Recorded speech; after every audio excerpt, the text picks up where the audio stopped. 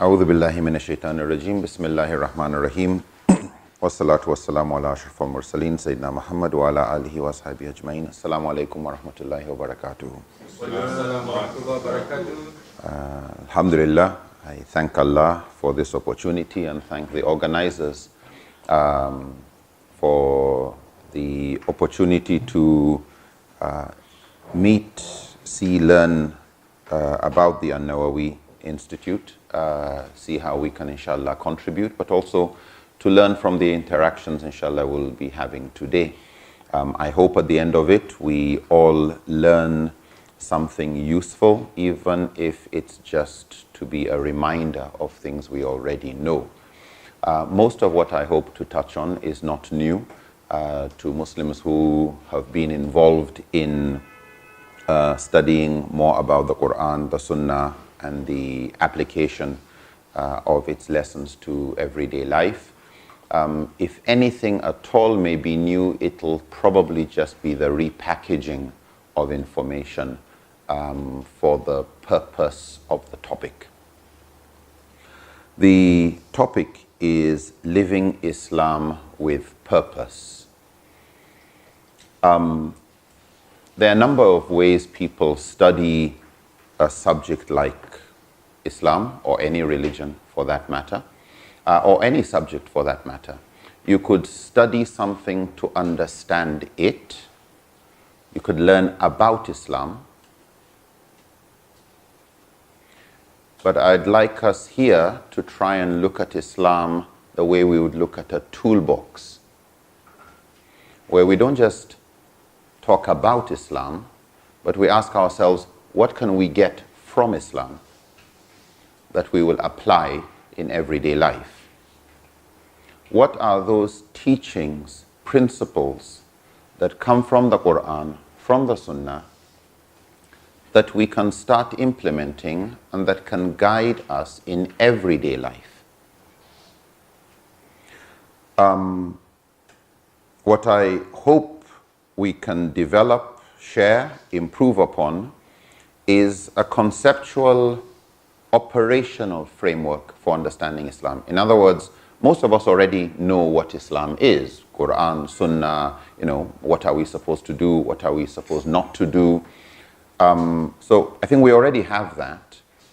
But what I'd like us to, inshallah, focus on is a structure of looking at Islam in such a way that it's easy for us to pick out tools. And so it's really going to focus on certain basic principles that I believe are not controversial, and which I hope, inshallah, we can very easily apply.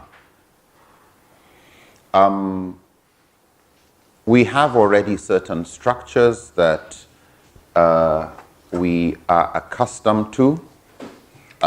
We have the 5 pillars of Islam. Number 1 being Shahada, and the other 4 of prayer and zakat, fasting and hajj. And if we take the Shahada as being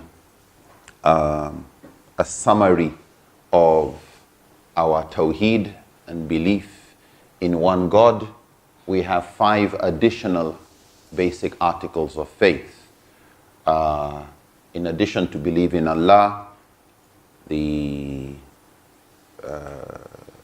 prophethood, angels, the hereafter, qadr, and the book, kitab, thank you. And so we've got 5 additional basic beliefs. From these teachings, scholars have also tried to summarize the spirit of Islam.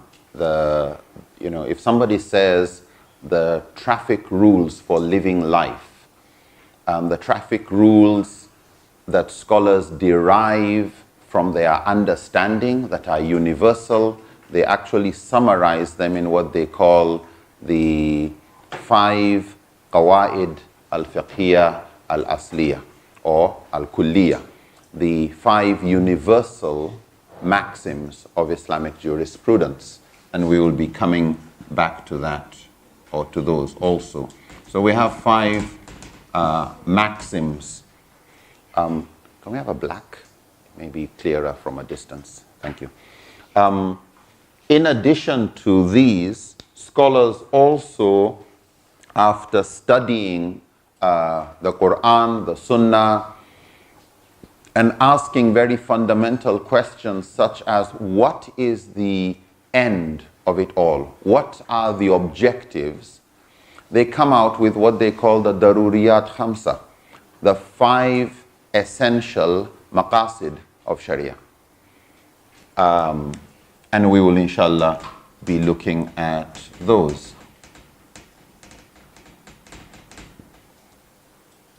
So I want to introduce a bid'ah. The good thing is it's not my introduction. There's a wonderful article by the name Living Islam with Purpose, exact same name. When I got the invitation, I would speak at Al-Nawawi Institute. I kind of like, Al-Nawawi Institute? Aren't they the ones who wrote the article? I checked again, that was by the Al-Nawawi Foundation. There's a very knowledgeable gentleman, Dr. Umar Farooq Abdullah, who wrote a paper called Living Islam with Purpose. Thank you. I found it very useful. I modified and restructured what he presented very slightly, and really just to make it more memorable. So mine was just to add memorability and probably a little bit more. However, it's an article really worth reading, and I would like to encourage each and every one of you. You can get a PDF online. So just Living Islam with Purpose. Put Al-Nawawi there. You will find it on their website and a few other places. And what he presents are 5 principles or 5 conceptual tools. I'm not use that word tools. I think just 5 principles that work as tools. So for that reason, I'll put the word tools, just to keep the metaphor of what you take and things you will use as instruments in everyday life.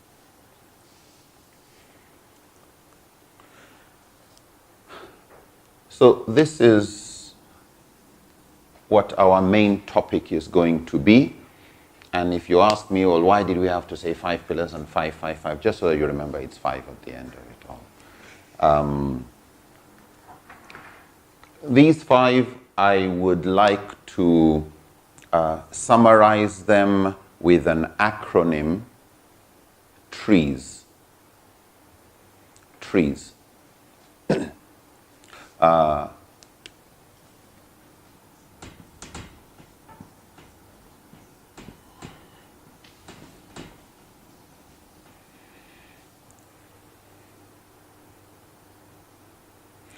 And just before we move into the trees and what trees stand for, and just so that there's no surprise in it, T just stands for trusting reason. R, respecting differences and dissent. E for embracing maxims. Another E for emphasizing social obligations. And S for setting priorities. So we'll come back to these, inshallah. But what I find useful with these is that at the end of the day, these 5 principles, I think, give us a fairly good flavor of what Islam expects of us. That when you say you live a life of purpose governed by Islam, there's a kind of flavor that your life takes. Now, to use the metaphor of flavor, there are certain flavors I think we all know that go with certain other flavors but don't go with other flavors. I think if somebody gave you the suggestion of having scrambled eggs mixed with coffee, you'd don't think that goes well. Just that you're never surprised with Chinese food. Lim is always taking me to places where you eat some strange thing and they get very creative. But it probably won't go that creative with some flavors. Certain things that palm oil would probably not go very well with tea. And some things would not really mix well. Certain flavors that go well with each other. And if you ask anybody who knew how to cook, anybody who had a good taste for what good food tastes like, you could say, I am preparing a dish and you have some water. And people, yes, good. And milk, good. And sugar, good. And some meat. People are like, oh, what's this? In other words, we know what water and milk and sugar taste like. We also know what meat tastes like, and we instantly feel, unless there's something else you're going to explain, maybe just a little bit of sugar, and maybe just a little bit of whatever, but meat seems not to fit into that. That once we get a sufficient flavor of Islam, it becomes easier to sense what doesn't fit in. There are some smells we like. They're okay on their own. Smell of good food is nice, but you wouldn't want perfume that smells of food. Like, it's okay to, it's a good smell, but just not on me. Some colors don't go together. Just as some sounds don't go together. Some sounds would produce nice music. Some sounds, no, that's not good music. And so what I hope, inshallah, we will also get at the end of this presentation is 5 principles or 5 ingredients which once you put together and you know what that tastes like, makes it really difficult for somebody to bring an ingredient that doesn't belong to Islam and even mask it as Islam. That, if it just doesn't fit you, kind of like, there's a problem, yeah. If this is correct, and this is correct, and this is correct, and this is correct, maybe we should just check this again. On the subject of trees, again, we're putting this really, and the diagrams that will follow, because I know, I've learnt a number of you are involved in various forms of da'wah and sharing Islam with others, whether it's even your family, but I hope, inshallah, that putting it as a diagram, even if you forget everything we say, a month from now, a year from now, you'll remember the diagram, and hopefully a bit more than just that.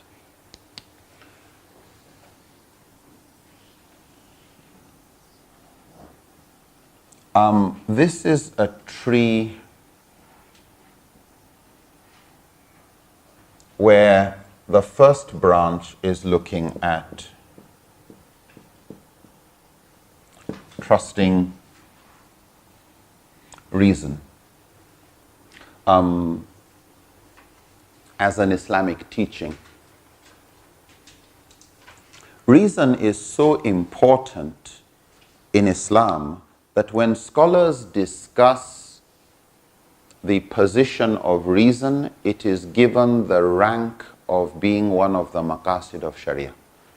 Hifdh al-aql, the preservation, the enhancement of human reason. So of the 5 maqasid which we will be looking at later, they would put the preservation and promotion of deen, the preservation and promotion of life, of intellect, of family, of wealth or property. Why is intellect so important? It's so important that the Quran describes, Allah describes the Quran as being لِقَوْمِ يَتَفَكَّرُونَ لِأُولُو الْأَلْبَابِ. It's not meant for animals, it's meant for people who already have downloaded in themselves an intellect that works well. And if your intellect doesn't work well, either because you're too young, Sharia does not consider you response able.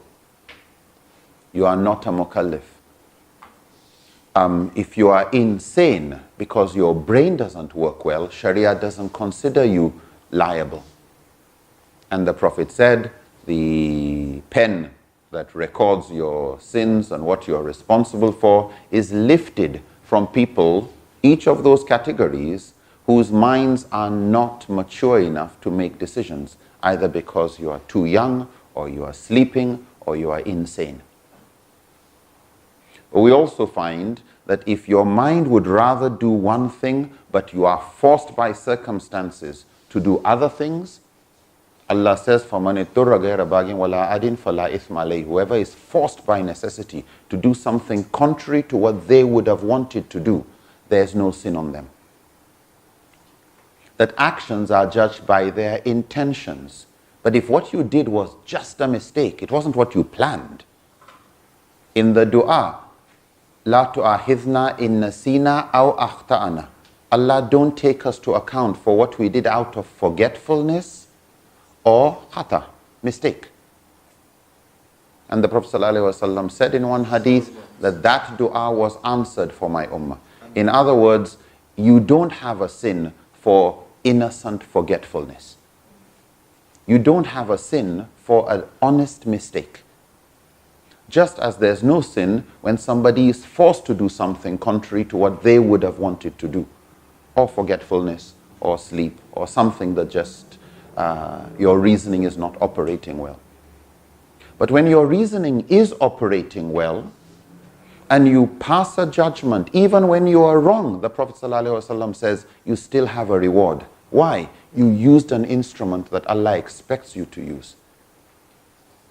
So the Prophet said, when a judge, and it's applied to mujtahid, anyone who in all honesty makes what they consider the best judgment, but it happens to be a mistake, it's still what you may call an excellent mistake. Why? You still get one reward. If you are right, you get double reward. In other words, you shouldn't be afraid of making mistakes, so long as you are sincere. And in enhancing and protecting this intellect, we have been prohibited from doing anything that undermines its operation. So the prohibition of intoxicants. The search for knowledge is an obligation on every Muslim. And we find, you all know the hadith and the importance of seeking knowledge and those things that just help us think better. And if wisdom would come from more brains coming together, we appreciate the advice of the Quran that believers conclude their affairs through shura, through consultation. Amruhum shura bainahum.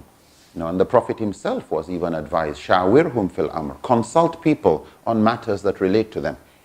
On issues to do with wahi, of course that's just between him and Allah. But on issues that affected people, you would consult people. And so he did. So when we look at the importance of reasoning, we need to really question anyone who says stop reasoning.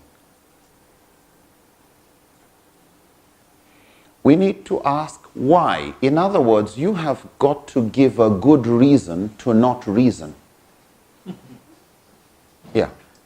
You have to give a good reason why I shouldn't ask why. Now we do that in daily life.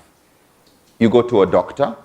Why do you go to a doctor? Your reasoning tells you from all his qualifications, he is the best person to be your doctor on this issue. And he tells you, you need the following tests. You really don't know why. He says you have this particular disease. You don't understand it. He says this is the medicine you take. And you try to understand and you try to ask him questions, but the technicality of why did he conclude you are diagnosed with a particular thing by looking at this particular CAT scan or MRI or X-ray or whatever, and from the results of your blood tests and all the analyses done, he concludes, and you look and you say, but I don't see why you conclude that. Will you keep arguing with the doctor? No. Somebody would say, are you stupid?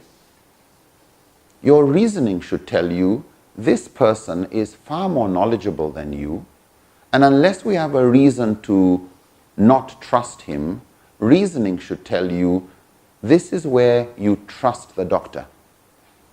But unless you're going to go and study medicine, don't argue with the doctor. If you're not comfortable for whatever reason, and you may have good reasons, you don't go into self-medication. You consult another doctor.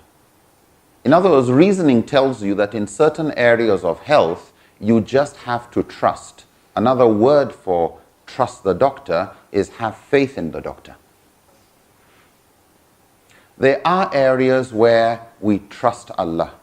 We have faith in Allah. But we first have to be sure Allah said so. It's not just, I just believe you're a doctor. No, I need to be sure you're a doctor. That you need to convince me. And if in society we have certain standards that the government has put in place to ensure only competent doctors become doctors and work in certain places, in other words, there's a system of verification that only those qualified are handling those positions, we therefore appreciate that we don't need to, are you really a doctor, if there's already a standard for doing that job. And scholars recognize this, and that is why in subjects like Ulumul Quran and Ulumul Hadith, Quran, is the Quran the word of God?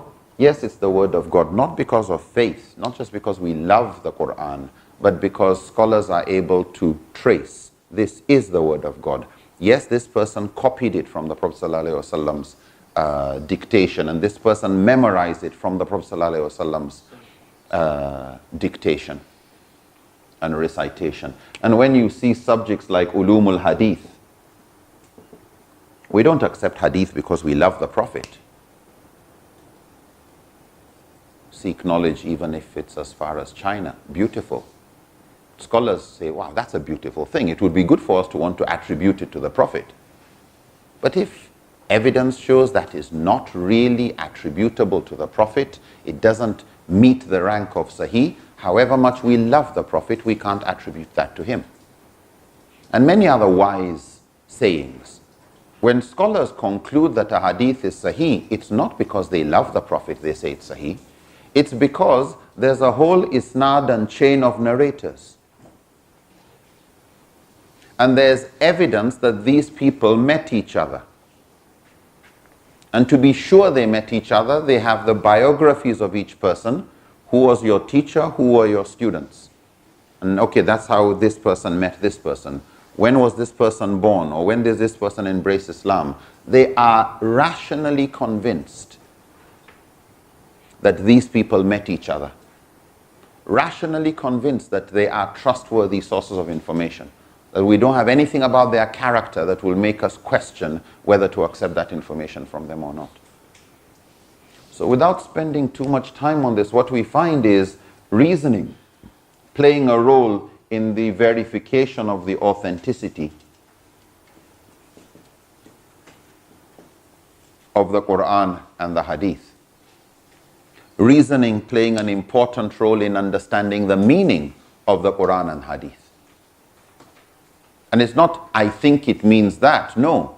Scholars will discuss different levels of meanings. And they would argue with each other. Should this be taken metaphorically, specifically, general, literally? How do we interpret this word since it is used in different contexts? How do we look at the context to conclude? It's Arabic language. Arabic language respects Arabic grammar. It's not about blind following. It's not about just faith. You see intellectual rigor. in the understanding of revelation by reason. This was so important that Abu Hamid al-Ghazali said, the role of reason in relation to revelation is similar to the relationship between eyes and light. So the relationship between reason and revelation is similar to the relationship between between the eyes and light. He said, to say you are going to use your reasoning without the guidance of revelation is similar to moving around with your eyes open in the dark. And to say you are going to use the guidance of revelation and not use your reasoning is like somebody moving around in broad daylight but with eyes closed. Both reason and revelation are there to guide us. And so the Quran describes, as we said earlier, Allah describes the Quran as being لِقَوْمِ يَتَفَكَّرُونَ. That is ayat, in fact the ayat of revelation and the ayat in creation. Those lessons that Allah has put in ourselves, in the horizons around us, are described as ayat لِقَوْمِ يَعْقِلُونَ. For people who will use their aql, use their intellect. لِقَوْمِ يَتَفَكَّرُونَ. Those who would think. Tadabbar. Those who would contemplate. These are all intellectual faculties playing a role. Allah praises ulul albab. People of albab, which is the plural of lub, which means your brain. And so when anybody tries to tell you something that is clearly senseless, it's a stupid thing. It doesn't make sense. You consult sensible people and everybody says, this doesn't make sense. Be very careful gobbling it in the name of Islam. Be very careful. Scholars would say, once you see a contradiction between reason, good reason, because you're going to have bad reasoning. Once there's a contradiction between good reasoning and revelation, then it's usually always the fault of reasoning in two ways. Either the human brain is misinterpreting the revelation, or the reason is poor reasoning. So seek better knowledge and you would appreciate what the Quran is saying. And what you find in Islamic history has been some scholars who have cracked their heads to interpret the Quran and interpret the Sunnah, and some just find contradictions, and it just doesn't make sense. They can't seem to understand this without it contradicting something else. And it's a whole subject that scholars call ta'arud, the study of conflicting or contradictory evidence. This verse of the Quran seems to contradict that verse of the Quran. But the Quran, Allah says, وَلَوْ كَانَ مِنْ إِنْدَ غَيْرِ اللَّهِ لَوَجَدُوا فِيهِ اخْتِلَافًا كَثِيرًا. Had this Quran been from any other than Allah, you would have found in it much discrepancies and contradiction. Allah is saying it is from Allah, it doesn't contain. So if as a human being you find contradictions, scholars conclude that ta'arud, the contradiction is only apparent. It's only seeming to be a contradiction, but the real contradiction is in the head of the scholar. It's the scholar's inability to reconcile that makes a scholar then conclude, you know what, since we can't reconcile these two, we have to reach a conclusion. So we will reach that conclusion by saying this has abrogated the other verse. Nasr. But if you read any book on Ulumul Quran, the same scholar that is telling you he believes this abrogated that will tell you, you do not resort to abrogation until there's absolutely no way of reconciling verses. And the reason why scholars like to read more than one tafsir is because one mufassir was not able to reconcile it, another one was. Another one did what they call jam'. Jam' is where you have reconciled this conciliation of evidence in such a way that there's no contradiction. that is always superior to one that has left a contradiction. Another approach some scholars take is what is called tarjih, going with the preponderance of the evidence, that there seems to be a contradiction between this and this. This evidence seems stronger, so we'll just go with it. When another scholar is able to explain things in such a way we don't have to drop this evidence, they will tell you then the conclusion that has been able to take all evidence is always superior to one that drops any piece of evidence. Especially if you're not saying that is fabricated. No, it's strong. Yeah, it's just this is stronger. So scholars, and they would always conclude with Wallahu alam, Allah knows best. We've just done the best. We need to reach a conclusion. We can't get our heads around it, but this is what we are able to conclude. And so, key points here on trusting reason, if we are looking at these principles as tools for life, as a Muslim, never drop your common sense. Of course, you know it's limited. So borrow reasoning by consulting others. It's always a wiser decision when you consult people who would, especially if they would know better.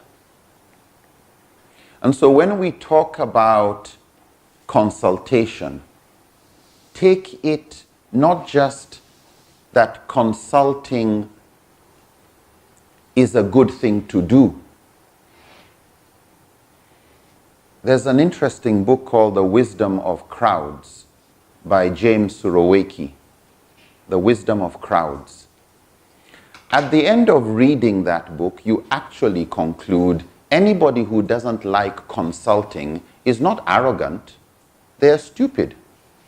Maybe they're the same, all right? Yeah.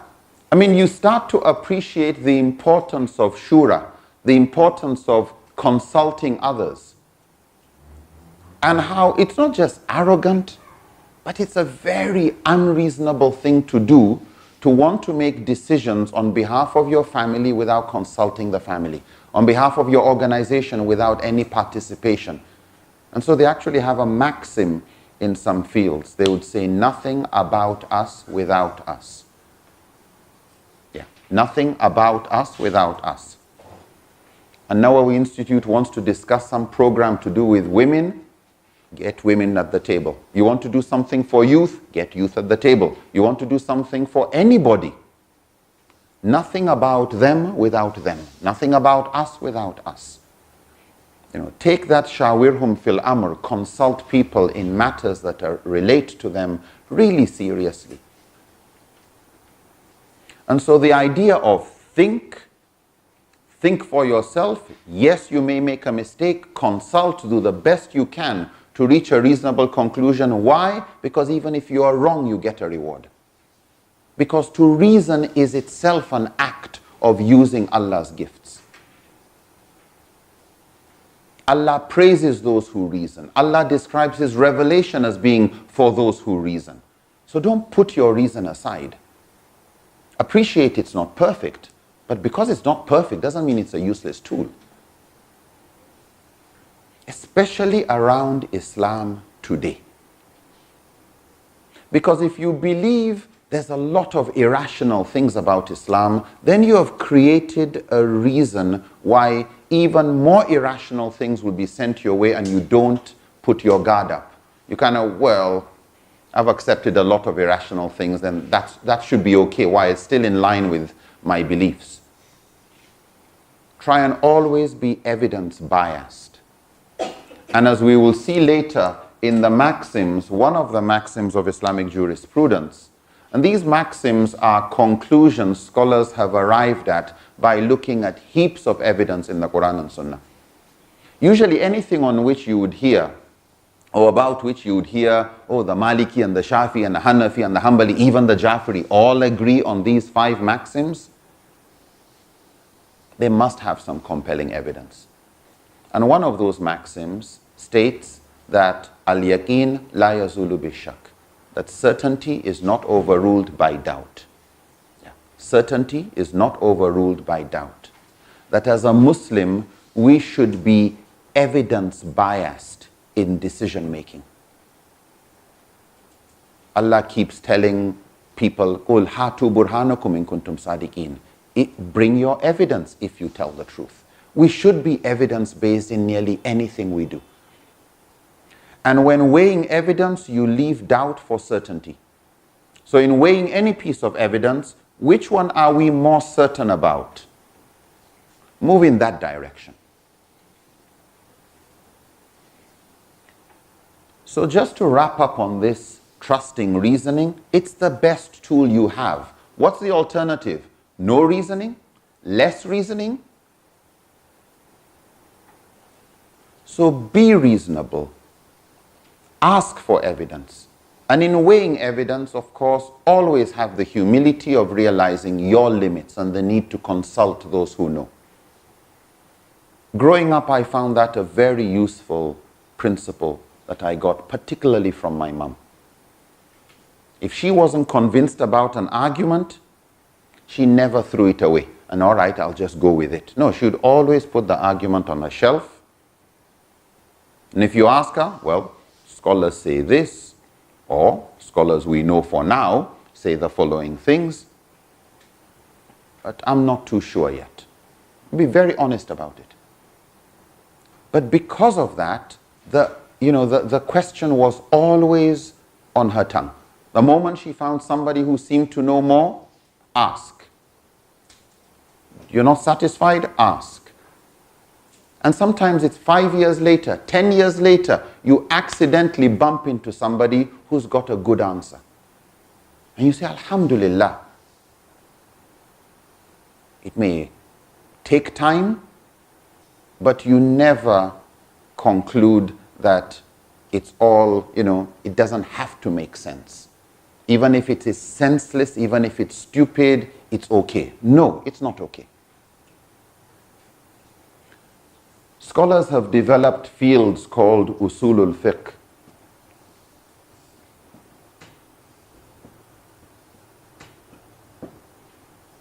The principles of Islamic jurisprudence to guide ijtihad, to make sure reasoning operates as close as possible to the kind of reasoning that scholars found the Prophet and the Sahaba doing. So when they see reasoning by analogy being done by the Prophet and the Sahaba, they take it fine. This is the kind of reasoning that we should also use.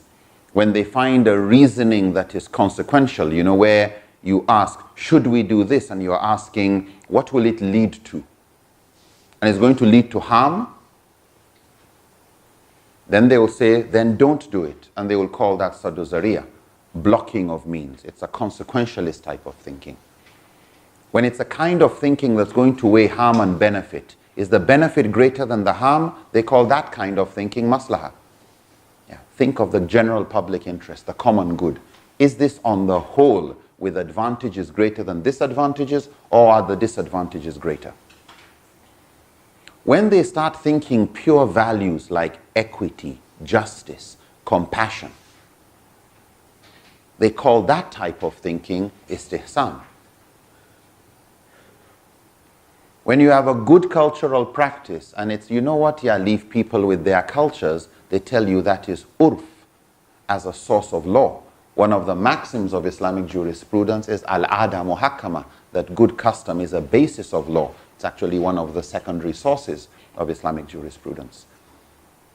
When Allah says He has created us into nations and tribes, that we should know one another, Allah created us into nations and tribes. You don't look down upon any. If there's something wrong, we change it, but you don't throw the baby out with the bathwater, as they say. And so we find reasoning playing roles in the various Islamic sciences, in the identification of illah and hikmah and wisdom behind Islamic teachings. So please let us always respect this branch and take that as a tool, that your reasoning is the gift that Allah has given you which qualifies you to be a recipient of his revelation. That his revelation is for those who reason. Don't put your reasoning aside and try to interpret revelation and think you are being useful. If you are going to have to put your reasoning aside on a particular issue, ensure you have a good reason for that too. That you feel this seems to be the kind of case where I am sure Allah said this. I don't know why he said no pork. I don't know why he said 2 rakahs instead of 3 for subuh. I don't know this, but I am sure he said so. I'm sure it's the doctor's prescription. I won't argue with the doctor just because I don't understand the wisdom. I'll keep searching, I'll keep asking, and you will always find scholars who are trying to give, maybe it's due to this, maybe it's due to that. So, see. But we don't say because I have not understood the wisdom, I'm not going to do it. If there's no doubt, that is the doctor's prescription. But you therefore have a good reason for trusting the doctor. It's very different when we don't have any evidence that this is from the doctor. We can't just have faith it's from the doctor if you're not really sure about it, and even scholars are arguing about a particular teaching. Is it really from the hadith? Does that word really mean that? So, T for trusting reason. R, a consequence of number 1, is respecting dissent.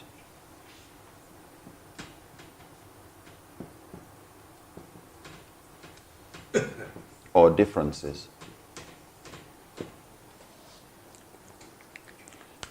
There are those teachings in the Quran and the Sunnah that belong to a category scholars call qat'i thubut and qat'i dilala.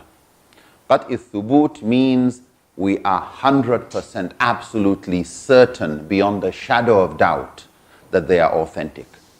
Like the Quran and like hadith that are mutawatir. That is hadith that have so many multiple chains that nobody argues about their authenticity. When the teachings of these sources, Quran and hadith mutawatir, are also so obviously clear that there is no alternative interpretation, such teachings are described as qat'i dilala. Qat'i dilala means it is definitive, we are certain, it's categorical what it means. It doesn't mean anything else. So when the Quran says the hereafter exists, it doesn't mean anything else. When it says Allah exists and Allah is one, or angels exist, or the Prophet is a prophet, sallallahu alaihi wasallam, or that Jesus is a prophet, peace be upon him, or that those teachings that are so categorically clear that the more you read of the Quran and the Sunnah, the more you conclude on just one meaning. It only means this. Those are topics where by their nature there's no difference of opinion among scholars. No scholar says we pray 3 times a day. No scholar says subuh is 2 rakahs. Why? Because subuh was done so many times during the life of the Prophet ﷺ, everybody knows how subuh was prayed.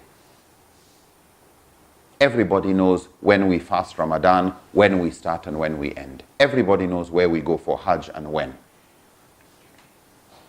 Everybody knows about zakat. Everybody knows we believe in Allah and angels and. Everybody knows we stand for justice, we stand for compassion. It's better to be forgiving and to be patient. It's good to be good to your neighbors. You have responsibilities to your family, that you don't cheat, you don't do zina, you don't kill an innocent person, you don't bear false witness. There's no Muslim scholar that says, no, we should stand for injustice. So there are those teachings that belong to the category of qat'i thubut and qat'i dilala. Forgive the jargon. But besides that, evidence now starts to belong to what they call dhanni. Dhanni thubut or dhanni dilala. Dhanni means there's a level of speculation. Could be true, it's probably true, it's most likely true, but we're not certain it is true. We don't have yaqeen the way we do about Quran and Sunnah mutawatir. And these are teachings that come from single chained hadith, or what they call ahad hadith. They are not mutawatir. Teachings that come from qiyas, teaching that comes from scholarly assessment of maslaha, the opinion of one Sahabi, what they call Ra'i Sahabi. These type of things are called dhanni thubut. They are reliable sources of information, but they are not infallible sources of information. And so if you reject them, scholars will criticize you, but they will never call you a kafir. Or dhanni dilala, or both. In other words, the meaning allows for more than one interpretation. The knowledge of that made scholars develop a field called khilaf, where they compiled divergent opinions. So a very common book like Bidayatul Mujtahid by Ibn Rushd, and there are quite a number of others in many schools, where scholars will compile the differing views scholars of the past have had. Just so that when you come to a particular topic, before you go and start splitting our unity and messing things up, check whether scholars who are more competent than you have differed on this topic. You may agree, you may disagree, but it's good to know who's holding an opinion. And so, not too recent, you'd hear views about, can a woman lead men in prayer? And you go to books like Bidayatul Mujtahid, and you go to the book of prayer, go to the books on conditions for being an imam. What do they say about the gender of an imam? And there you will find scholars like Imam at-Tabari, Imam Abu Thawr saying if the woman is more competent in the recitation, she can lead men in prayer. There's nothing modernist about that opinion. And you will see all sorts of opinions, some that they are not in circulation if you are not interested in that subject. But for any scholar that wants to go into a debate, they advise, study the debates of the past first before you start treating them as if they are new and you start insulting people and breaking brotherhood. And so this subject led to the adab of ikhtilaf, the ethics and etiquettes of disagreement. This was a subject that lubricated difference of opinion, to make sure engines didn't heat up, to make sure that we understood that unity was not uniformity. The difference of opinion was not automatically disunity. That there were many topics on which the Ummah had agreed to disagree over agreeably. We disagree, we're still Muslims. As the Sahaba disagreed, but they were still Muslims. And they faced their common challenges together. And the differences on these dhanni issues, where there's a level of speculation and interpretation, didn't undermine what they all agreed on and what united them. What united them was far more important and far more fundamental. That is why these teachings are the basis of Aqidah, not dhanni. The moment there's a speculation, it could mean. Most schools of thought never use that as a basis for Aqidah. Of are you a Muslim or are you not a Muslim? And they wouldn't leave certainty and go for doubt. No, you leave doubt for certainty. We are certain we have been asked to stay united. That comes from Quran and Hadith Mutawatir. That's come from clear Quran. We're not going to allow a topic on which there's difference of opinion to break that brotherhood. And so the subject of respecting dissent requires us to appreciate that while we trust reasoning, we have different ways of reasoning. And scholars will differ for various reasons. Scholars lived in different contexts. They lived in different times. And as you all know, I'm sure, Shafi'i lived for some time in Baghdad. The same Shafi'i leaves Baghdad, goes to Egypt, and changes his position. Same gentleman. If Shafi'i can change his opinion by just moving from one place to another, if in the same city of Medina, things changed enough from the time of the Prophet ﷺ to the time of Umar, that Umar brought all sorts of new rules and laws, Some that even contradicted what the Prophet said and did. The Prophet said, do not collect zakat on horses, at a time when more horses were needed. And no zakat on horses was a tax relief. And it encouraged more people. By the time of Umar, we had enough horses. And he now started charging zakat on horses. People who were keeping horses were making more money from renting their horses in a week than people who were keeping camels would make in a whole year. The camel people were paying zakat, but these ones were not paying zakat. The horse people were not paying. Umar changed, increasing the pool of zakat collection by adding those who had horses. He understood the context and the reason why the Prophet said, do this or don't do that. And when things changed, policy changes. How much do you think will change if that can change over a period of just about 10 years? After the Prophet passed away, Abu Bakr was caliph for just about 2 years, then Umar was caliph for about 10 years. So we're not talking about some next generation type of thing. Within the first generation, you had changes. How much changes would you expect to see over 1,400 years? So they need to be really careful when we say, oh, the Salaf said this, some Khalaf is saying something else. Yeah.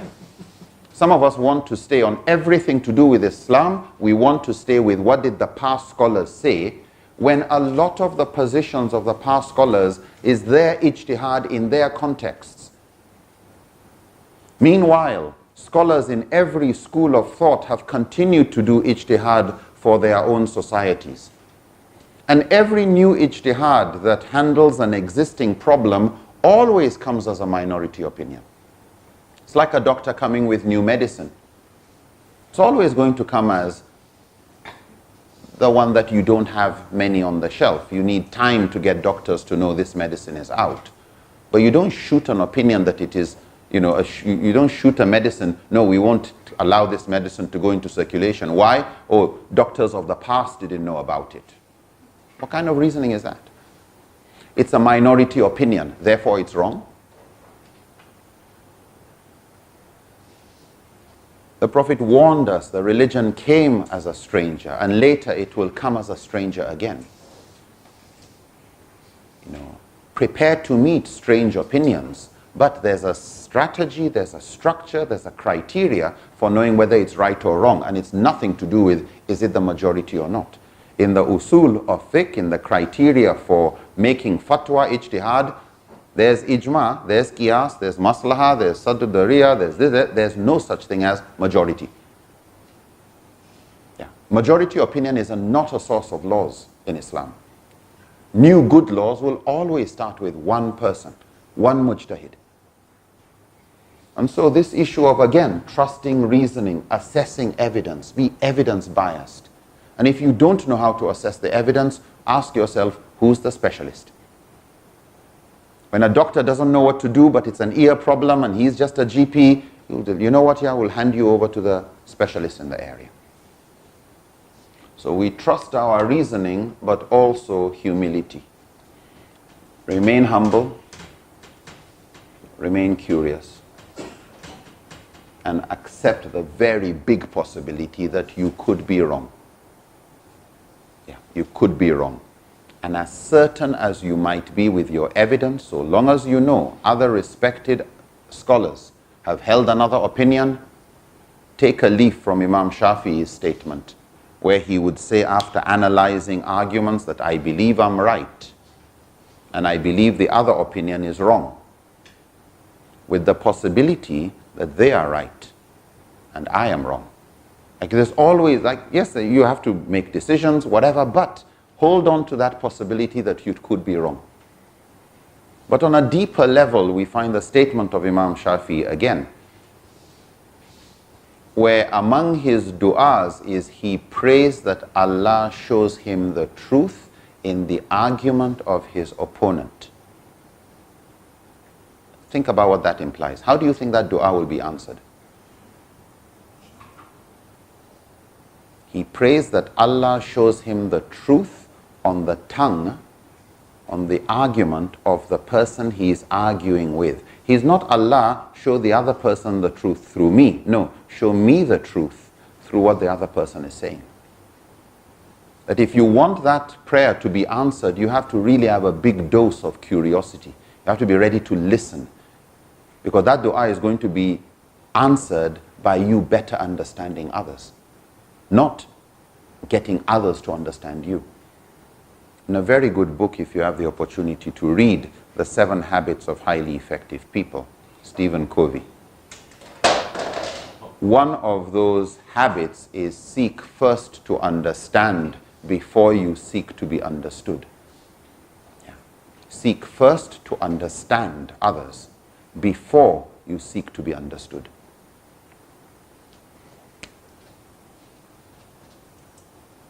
The other E is embracing maxims.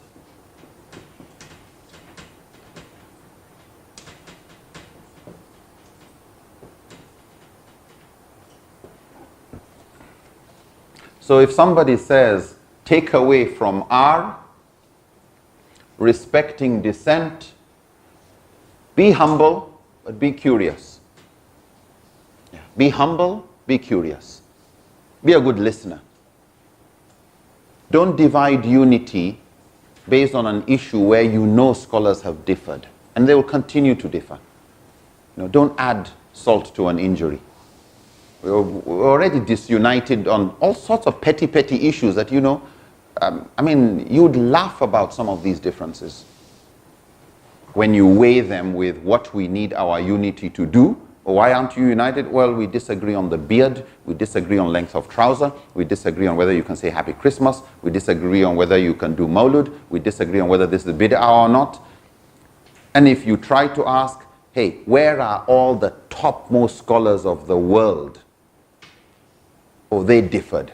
Isn't that enough for you to say, then let's just calm down about it? No, it's as if it's a new pillar of Islam, as if it's a mission in life to continue arguing, when you know you've not even reached the level of any of these scholars who are debating. Would you even open your mouth in a debate between medical professionals on each other? And you're just a student. Would you even join the debate? Would you start taking sides? Or would you know what, yeah, this is the family doctor, I'll feel more comfortable with him. Would you start insulting the other one? But why, when it comes to religion, we're quick to take sides? Oh no, they're very ignorant. They, you start spewing out rubbish. So embracing maxims. And these maxims I would like to encourage you to study. There's some very good books out there. I think Wahab Khalaf brought a number of books out there on maxims. Do an online search. Maxims of Islamic jurisprudence. There are many of them. I think if you just focus on the 5 universal maxims. And the article I actually recommend by Umar Farooq Abdullah, Living Islam with Purpose, has a very good section on those maxims. I'll go through them quite quickly.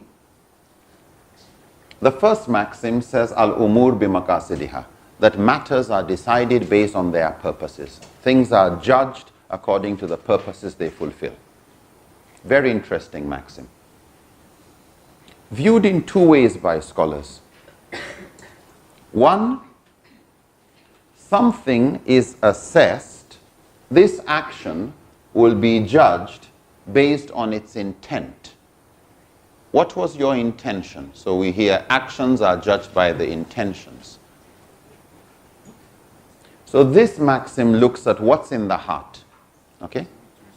What's in the heart? That the end doesn't justify the means. What's in the heart? What's your intention? The end may be the same, but the intention matters. So a very common example, somebody is killed. What's the result? Dead body.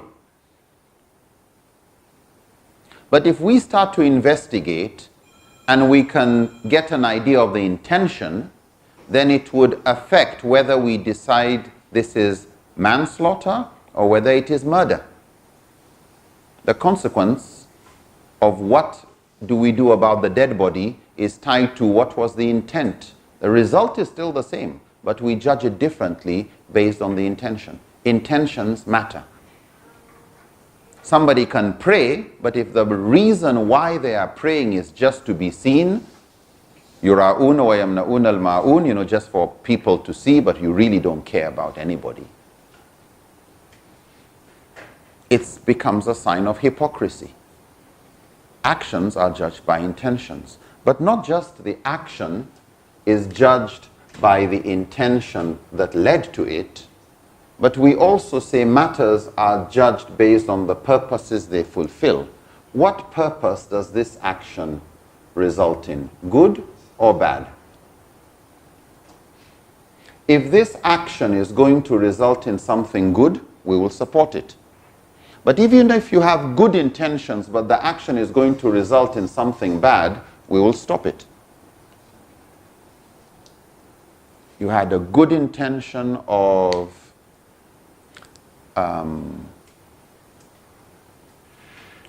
bringing in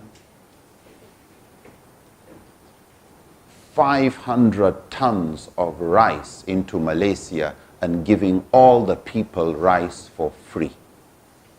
Good intention. But anybody working in the Ministry of Agriculture will tell you you're going to kill the economy. Why? Those farmers that have just harvested their rice and want to sell, who will buy from them? Nobody. How do they make their money? They're your food producers. They'll get poorer and poorer because they can't sell their rice. Next year comes where you want agriculture, your farmers are poorer than they were before. Why? Because of your good intention. So even if you wanted to come, some countries actually, because they fear that, they actually go and dump it in the sea. And no country wants to collect it because they are afraid of the damage it's going to cause them. In other words, it's not really a simple decision. Everything with advantages has disadvantages, and in some contexts, the disadvantages are greater. And so when it is clear that bringing in 1 million laptops for free from whichever country will cripple the laptop industry in Malaysia, people will say, thank you for your good intention. Can we think of another way of helping the Malaysian industry? But not that way. So, al-umur bimaqasidiha, things will be judged according to the purposes they fulfill, calls on us as Muslims to always ask ourselves, are we purpose-driven in our thinking? Do we ask ourselves how useful this would be? But the same thing would apply to your life. Is your life purpose-driven? If somebody asks you, what is your purpose in this world? Besides the general statements like I'm here to serve Allah and all of that, yes, but looking at your unique skills, looking at your context, looking at the kind of connections you have, your passion, your talents, what you're interested in learning, what disturbs you about your society, what do you think you're in this world for? Because you seem to be a very different type of person from just anybody else. Have you given time to think of how you're going to focus your knowledge, your passion, your connections to something that is really worth it?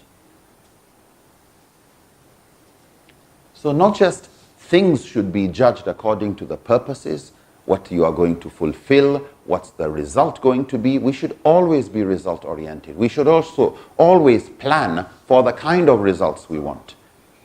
We should always evaluate things to know, are we actually achieving what we want to achieve? So al-umur bimaqasidiha, the other maxim which we've already discussed is al-yaqeen la yazulu bishak, that certainty is not overruled by doubt. That we should, in the search of truth, look for truth, but be evidence-based also.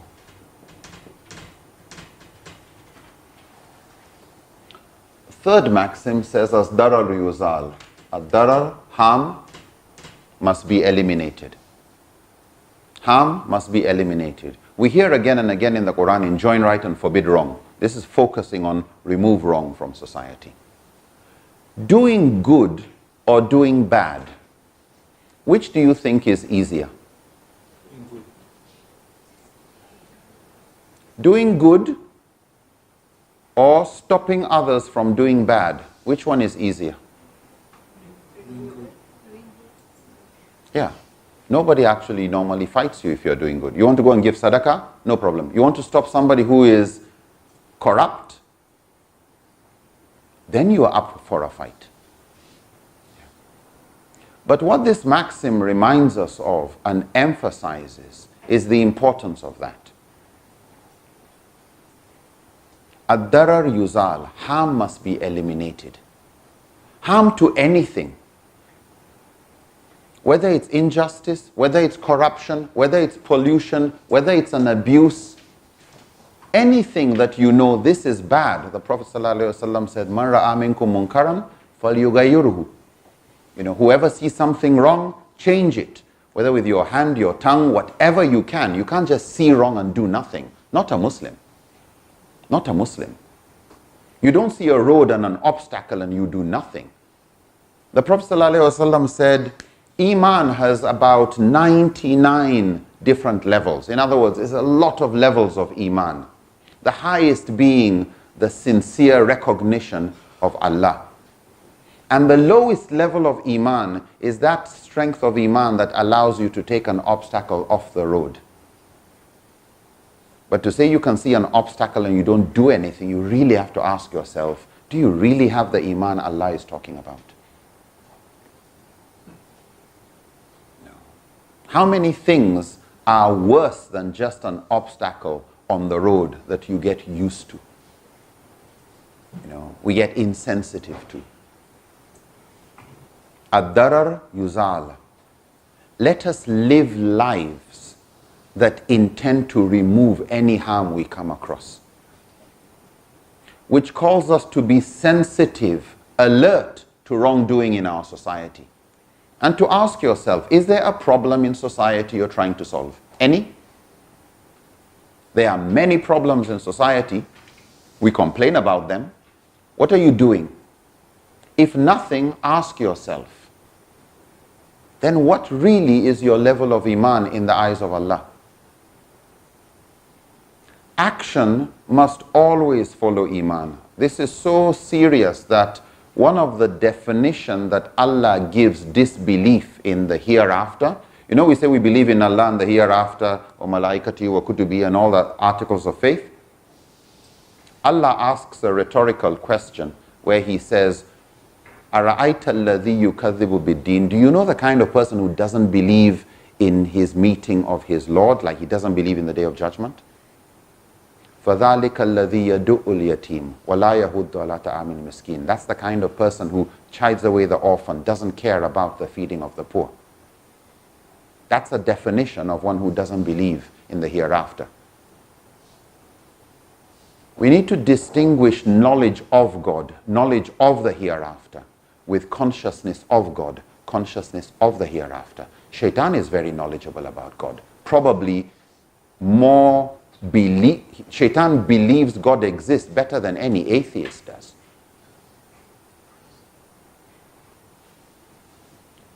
But that belief, that knowledge of God's existence is not enough to change his behavior. It's not taqwa. Taqwa is God consciousness that is sufficient to influence your action, influence your way of thinking, influence your decision making. You can have knowledge of Aqidah, you can classify, you can whatever, but look at your action, sounds very similar to Shaitan. Yeah, there's a download, but it doesn't influence anything. So harm must be eliminated. But then it says, Al-Mashakka tajlibu taysir, another maxim, that constraint calls for concession. When people are going through difficulty, show rahmah, show ease. Make things easier for people, the Prophet said. Yassir wa la tu'assir. Make things easy for people, don't make them difficult. Allah says in the Quran, Allahu yuridu bikumul yusra wa la yuridu bikumul usra. Allah wants ease for you. He doesn't want difficulty. Allah says He has not put haraj in this deen. He has not put hardship in this deen.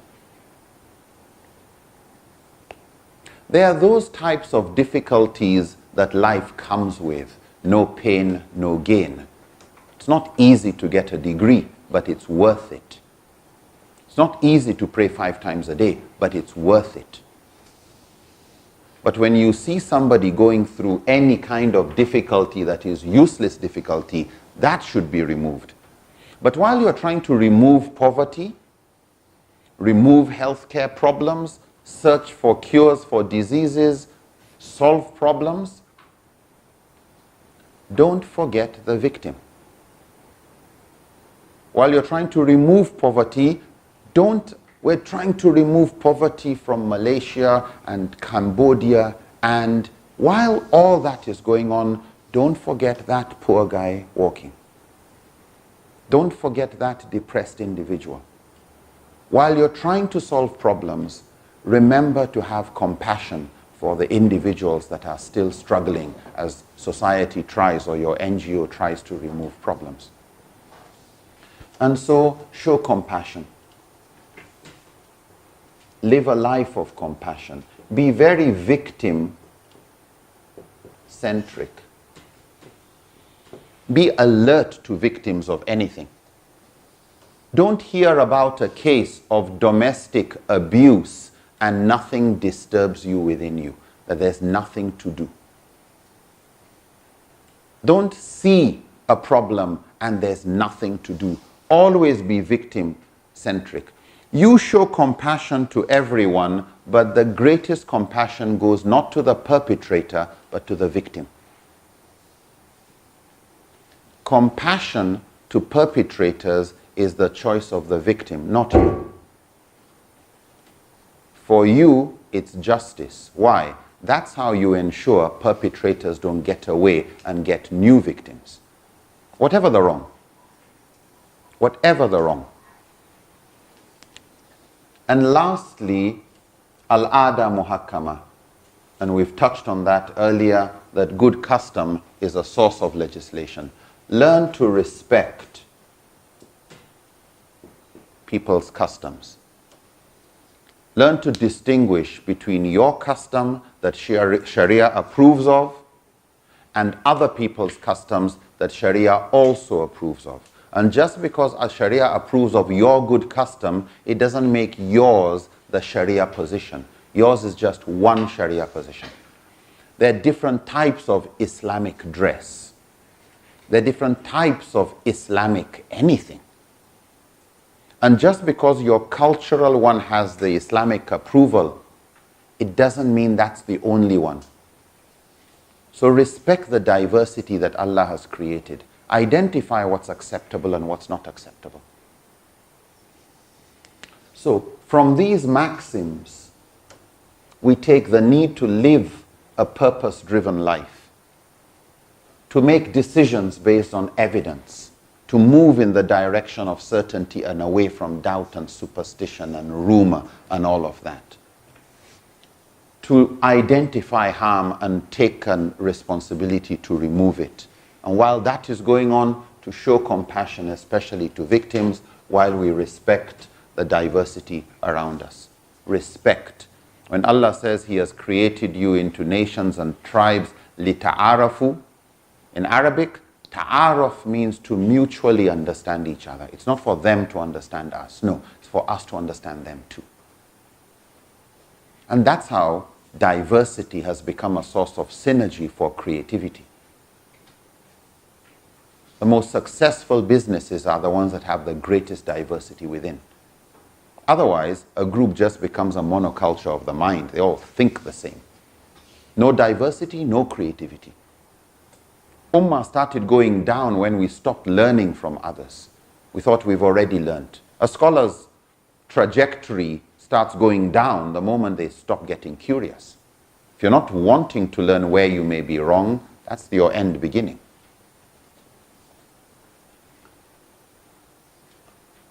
Emphasizing social obligations.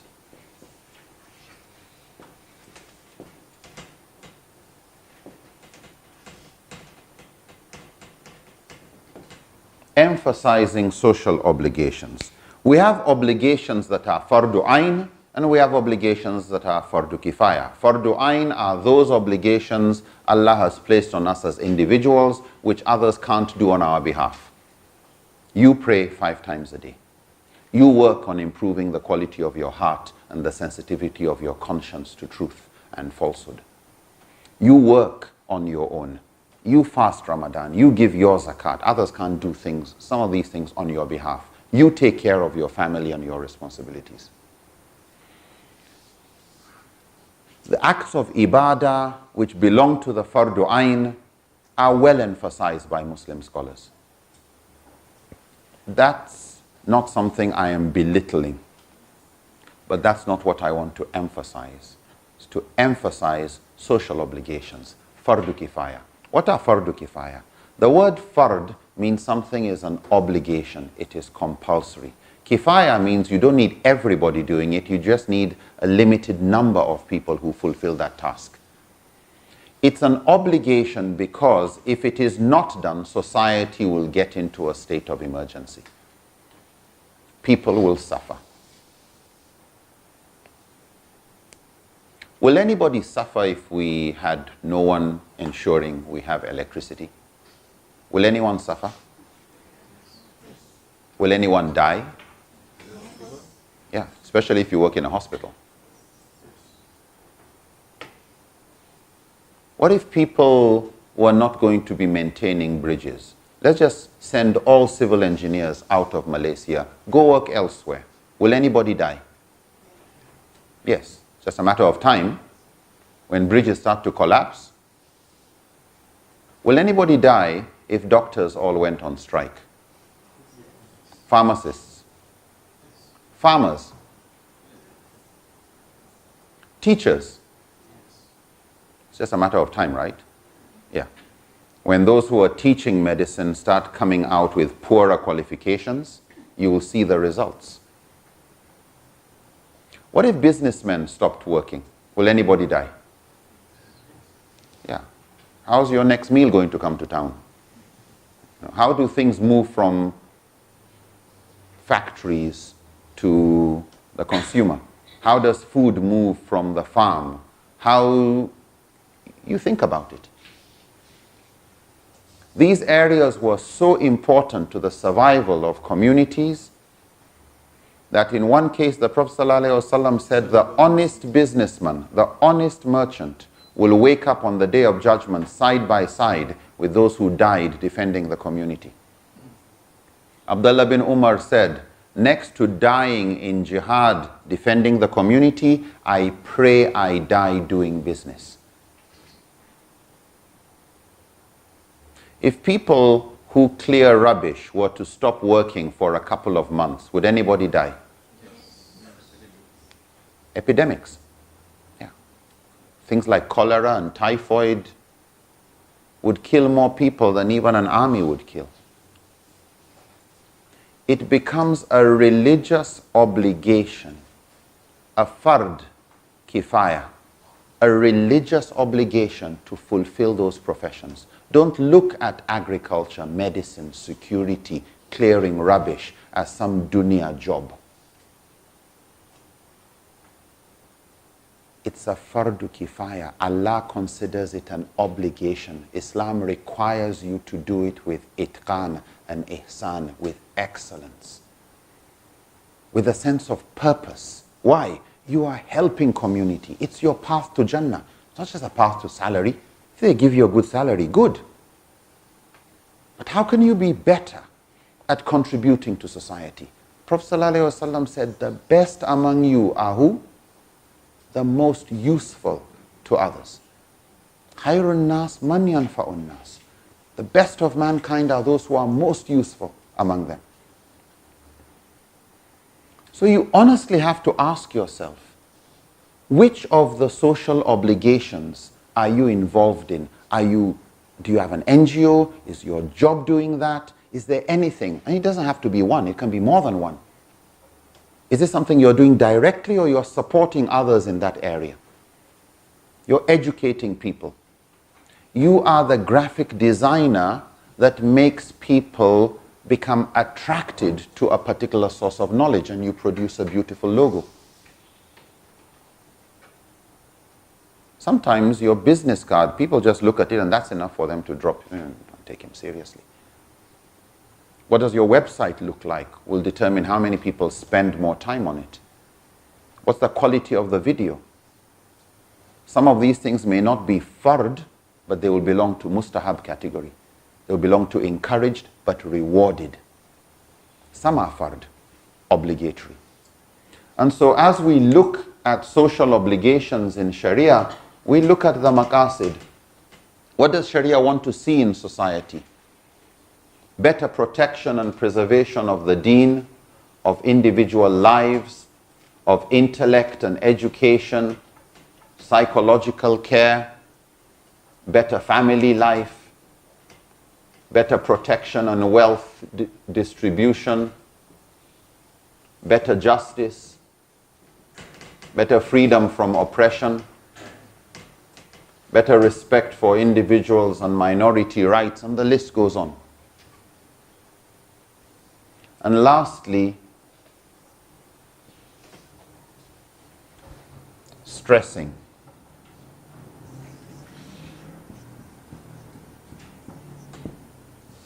Priorities.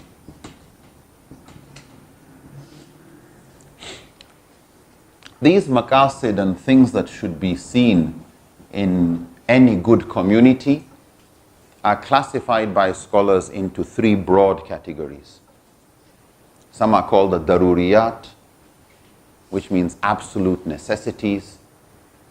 The hajiyat, desirable, important, they support and prevent society from falling into a situation of dire necessity. And the tahsiniyat, levels of comfort. It is when an individual has a level of comfort and enough savings that zakat becomes an obligation on him. Countries only help each other when they are comfortable enough, not when their people are in haja or darura. If you're going to be a community that is khairun ummah, when Allah says, kuntum khaira ummatin, you are the best ummah brought up for mankind. Kuntum khaira ummatin ukhrijat linnas, you have been brought up for others. You're not just brought up among others, no, for others. You enjoin right, you forbid wrong. You're an ummah that brings benefit to others. You're the ummah of the Nabiur Rahmah. You're the ummah of the Prophet that taught us compassion. Compassion to the victim and ensuring justice to perpetrators to ensure we don't have more victims. In every aspect of life, from the smallest thing like planting a tree. The Prophet ﷺ said, if the day of judgment was to come upon you while you were holding a seedling of a tree to go and plant, what did the Prophet say? He said, go and carry on, go and plant it. But you ask yourself, he still said we should go and plant? I mean, isn't that when it's clear, like any good thing you do, no need?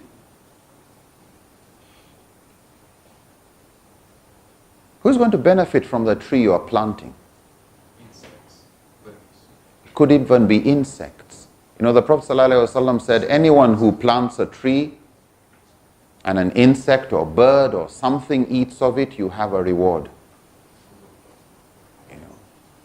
Every worm that benefits from the leaf that fell, you get a reward. Every bird that has the opportunity to rest on a tree that you have planted, you have a reward. And how important do you think it is to protect trees? One of Allah's prophets, Nabi Nuh, was sent to protect biodiversity. When a flood was coming, that's the modern language we use about saving other species. Why does Allah repeat that in all the revelations? The Christians have it, the Jews have it, even the Hindus have the story of Manu. Manu was the person of God who in the Hindu scriptures had 7 disciples. And God required Manu to save two, male and female of various species before a flood came. Which is why some scholars actually look at some of the Hindu scriptures as probably having divine origin. So Al-Biruni actually considered them as Ahl al-Kitab.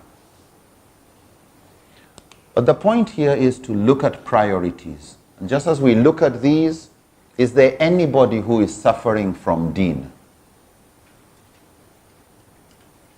Is there anybody suffering something that is life-threatening? Let us get our priorities sorted out. We have a lot of debates on petty issues when the big issues are happening around us. So it's important you ask yourself whether it's helping education, anything that will help the intellect, helping people out of depression, helping the mentally ill, anything that will help family. Better child upbringing, better parenting skills, better premarital counseling, better marriage and family therapy, anything that can help family life. Why? Because preservation and promotion of family is one of the maqasid and objectives of Sharia. And the same thing with property and wealth. Some people, poverty. Is there anything you're doing about these issues? Or are you in the area of justice, or helping people with their freedoms and their rights, or animals, or plants? So, in stressing priorities, let us realize that in life, you can't have enough time to do everything. But you have enough time to do the things that matter most. You can't solve every problem, so you'll have to identify what do you want to solve. Is it worth your existence? And so when it comes to what do we take away from trees, I would like to conclude by saying, trust reason and don't drop it aside. Consult. At the same time, be curious but humble. Respect diversity and don't let diversity break unity. We unite with dogs to catch a rabbit. We unite with dogs to secure our homes. The Prophet had treaties with non-Muslims for defense. In the Battle of Badr was a Jewish rabbi by the name Muhayriq. And Ibn Qudama and a number of historians record Muhayriq encouraged the Jews to join the Battle of Badr. He died in that battle. Muhayriq died in that battle. We have many battles in which non-Muslims fought side by side with Muslims. The conquest of Mecca was not because the Meccans had attacked Muslims. The Meccans had attacked Banu Khuzā, who were idol worshippers, but who had a peace security alliance with Muslims. And that security alliance required the Muslims to stand and defend Banu Khuzā. And everybody in that alliance would attack Mecca. So when we look at diversity, how much cooperation can we have with human beings as a whole, irrespective of their faith? Yes, don't compromise your values. We remember the case of the Hilful Fudul, which was a humanitarian group in Mecca. This was before prophethood. The Prophet ﷺ was part of this group that made sure if anybody was doing business in Mecca and tried to cheat or usurp the rights of any of the visitors, they would stand up for that person. They were there to protect the rights of people who had come into the city for business. It is in one of those cases where somebody had not paid a businessman who had come, a trader who had come, and this guy wanted to leave Mecca but couldn't because this guy had not paid him. Abu Jahl had not paid him. That's where the first problem between Abu Jahl started with the Prophet ﷺ. So long after Islam, Meccan period was over, Medina was over, everything was all settled, the Prophet was reminiscing over his time in Hilful Fudul, which was really Meccans, Muslims and non-Muslims that were part of Hilful Fudul. Sayyidina Abu Bakr was one of those in the Hilful Fudul. And the Prophet ﷺ said, if a group like that was to come back again, I would not hesitate in joining them and aligning myself with them. Look for worthy causes that solve the problems of society. Embrace maxims, focus on a purpose-driven life. Work on evidence. Careful with superstition, they say. Look for evidence. Remove harm, show compassion, especially to victims. Respect cultural diversity. And in obligations, please have something to do with the community that you do in life to help.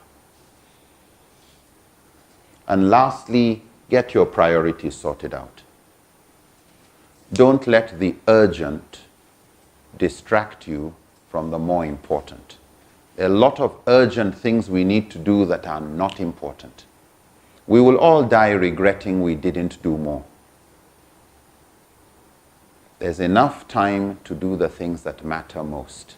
There isn't enough time to do everything. So you'd have to select.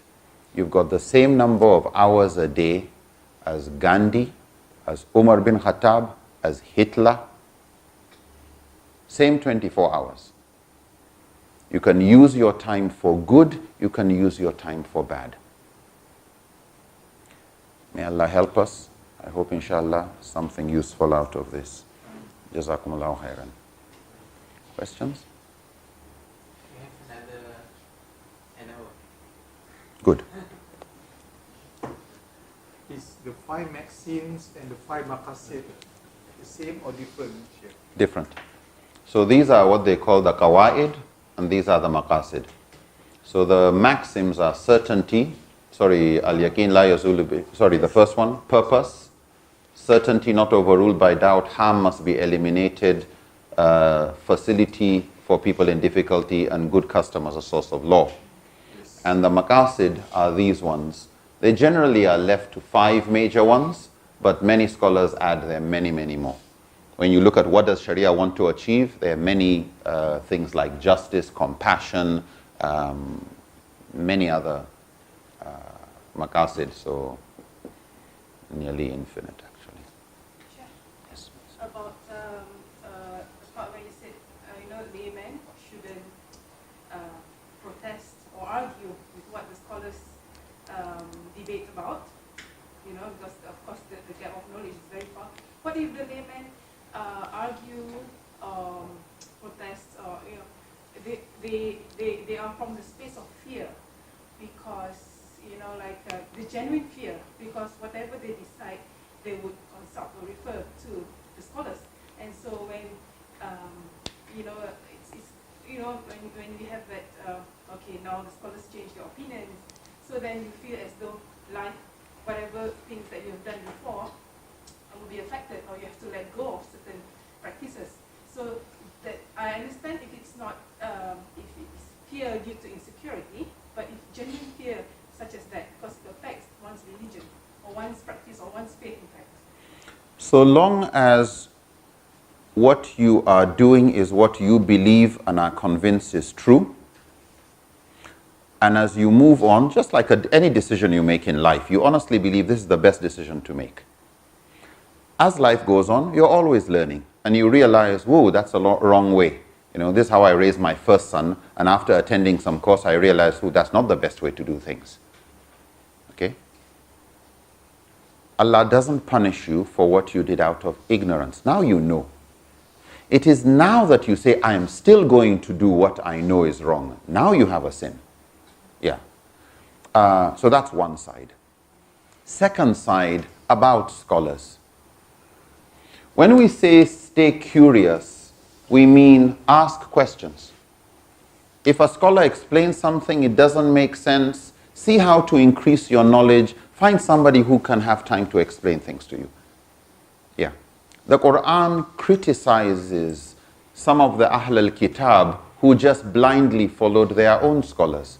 So much so that scholars made haram what Allah didn't prohibit. It became an act of shirk, actually. The Quran describes it. as shirk, because it was as if they were worshipping these people. The habit of asking questions when things are not clear, we find interesting.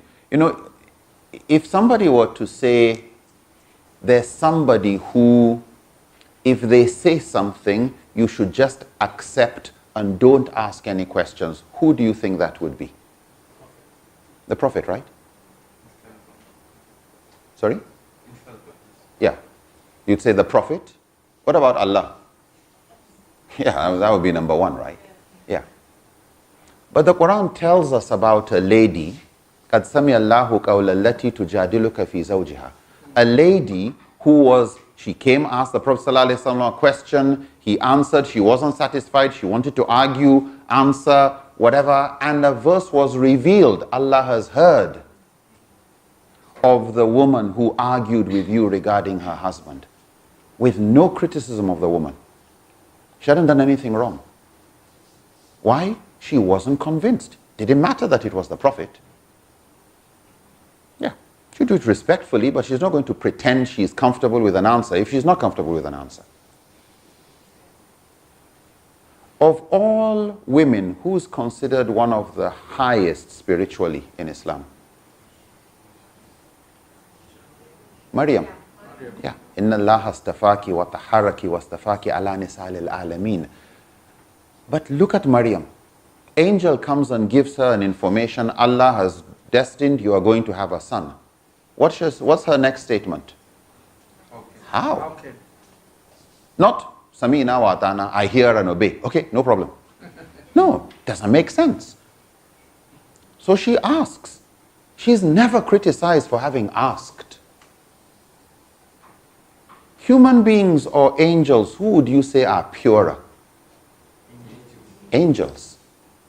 But when Allah tells the angels, I am going to create man on earth, what's the next response of the angels? They ask a question. Why? Ataj'alu fiha man yufsidu fiha wa yufsiku dima? Allah, are you going to put on earth one who will shed blood and cause corruption? You know, you're going to put this Khalifa, invite somebody to represent you, somebody with power to do right and wrong, with choice.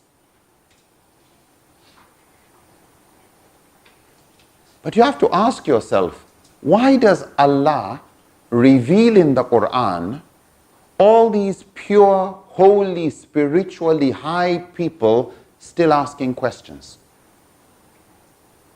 But look again in the Quran. What kind of statements? Take a case of Ibrahim alayhi salam, and he asks Allah a question. Allah, how is it you bring the dead back to life? You know this resurrection issue. Dead bones, they're dead, back to life. And Allah asks him, do you not believe? And he says, no, that's not it. But لِتَطْمَئِنَّ الْقَلْبِ, just to satisfy my heart, my curiosity. I just asking. And Allah shows him a miracle. Why is Allah revealing that a whole prophet had a question to ask? And Allah not just respected and acknowledged the question, but also satisfied his curiosity. If even angels can ask Allah, who can't we ask? But look throughout the Quran. Listen to some of the silly questions the Jahiliyyah people were asking. Why does Allah send you, Prophet? Why doesn't he send an angel? Why do waqalu this, waqalu this? They say this, they say this. And Allah responds, Qul, tell them, give them an answer. That Allah considers these questions as worth answering. Imagine, the Creator not just answers a question, but makes the question and the answer part of what humanity should know about, because it helps us know the kind of Creator we have. So for goodness sake, if Allah can respect and, allow us to ask questions and he will answer. And for some other questions, what does Allah say? that on the day of judgment is the day where all things will be made clear to you. It's not you're still going to be in suspense. No, but Allah who put that curiosity in you knows you can't get all answers in this world. When you get to the hereafter, you will learn. Some things you will start learning. As soon as you die and you're put in the grave, you will start getting some of your answers. You know. What's that ayah? The mutual rivalry. Al-hakumut takathur hatta surtumul kamar. Hatta zurtumul makabir kalla sofa ta'alamun. Thumma kalla sofa ta'alamun. You know, you will start learning things. Allah describes the death. That when you die, فَكَشَفْنَا عَنْكَ غِطَاءَكَ فَبَصَّرُكَ الْيَوْمَ حَدِيدٌ. When you die, the veil is removed from your sight. You see things clearly. Reality is not what we see. So Sayyidina Ali once said, life is like sleep. Death is when you actually wake up. Allah tells us that the day of judgment, we wake up on the day of judgment and we think back about life on earth and we're kind of, how long were we there for? 1 day? Half a day? Just an evening? And so when it comes to asking questions, please just be humble. Don't be arrogant in asking questions. Don't ask questions just to put people down. Don't ask useless questions just to show I know and I'm proving you're ignorant.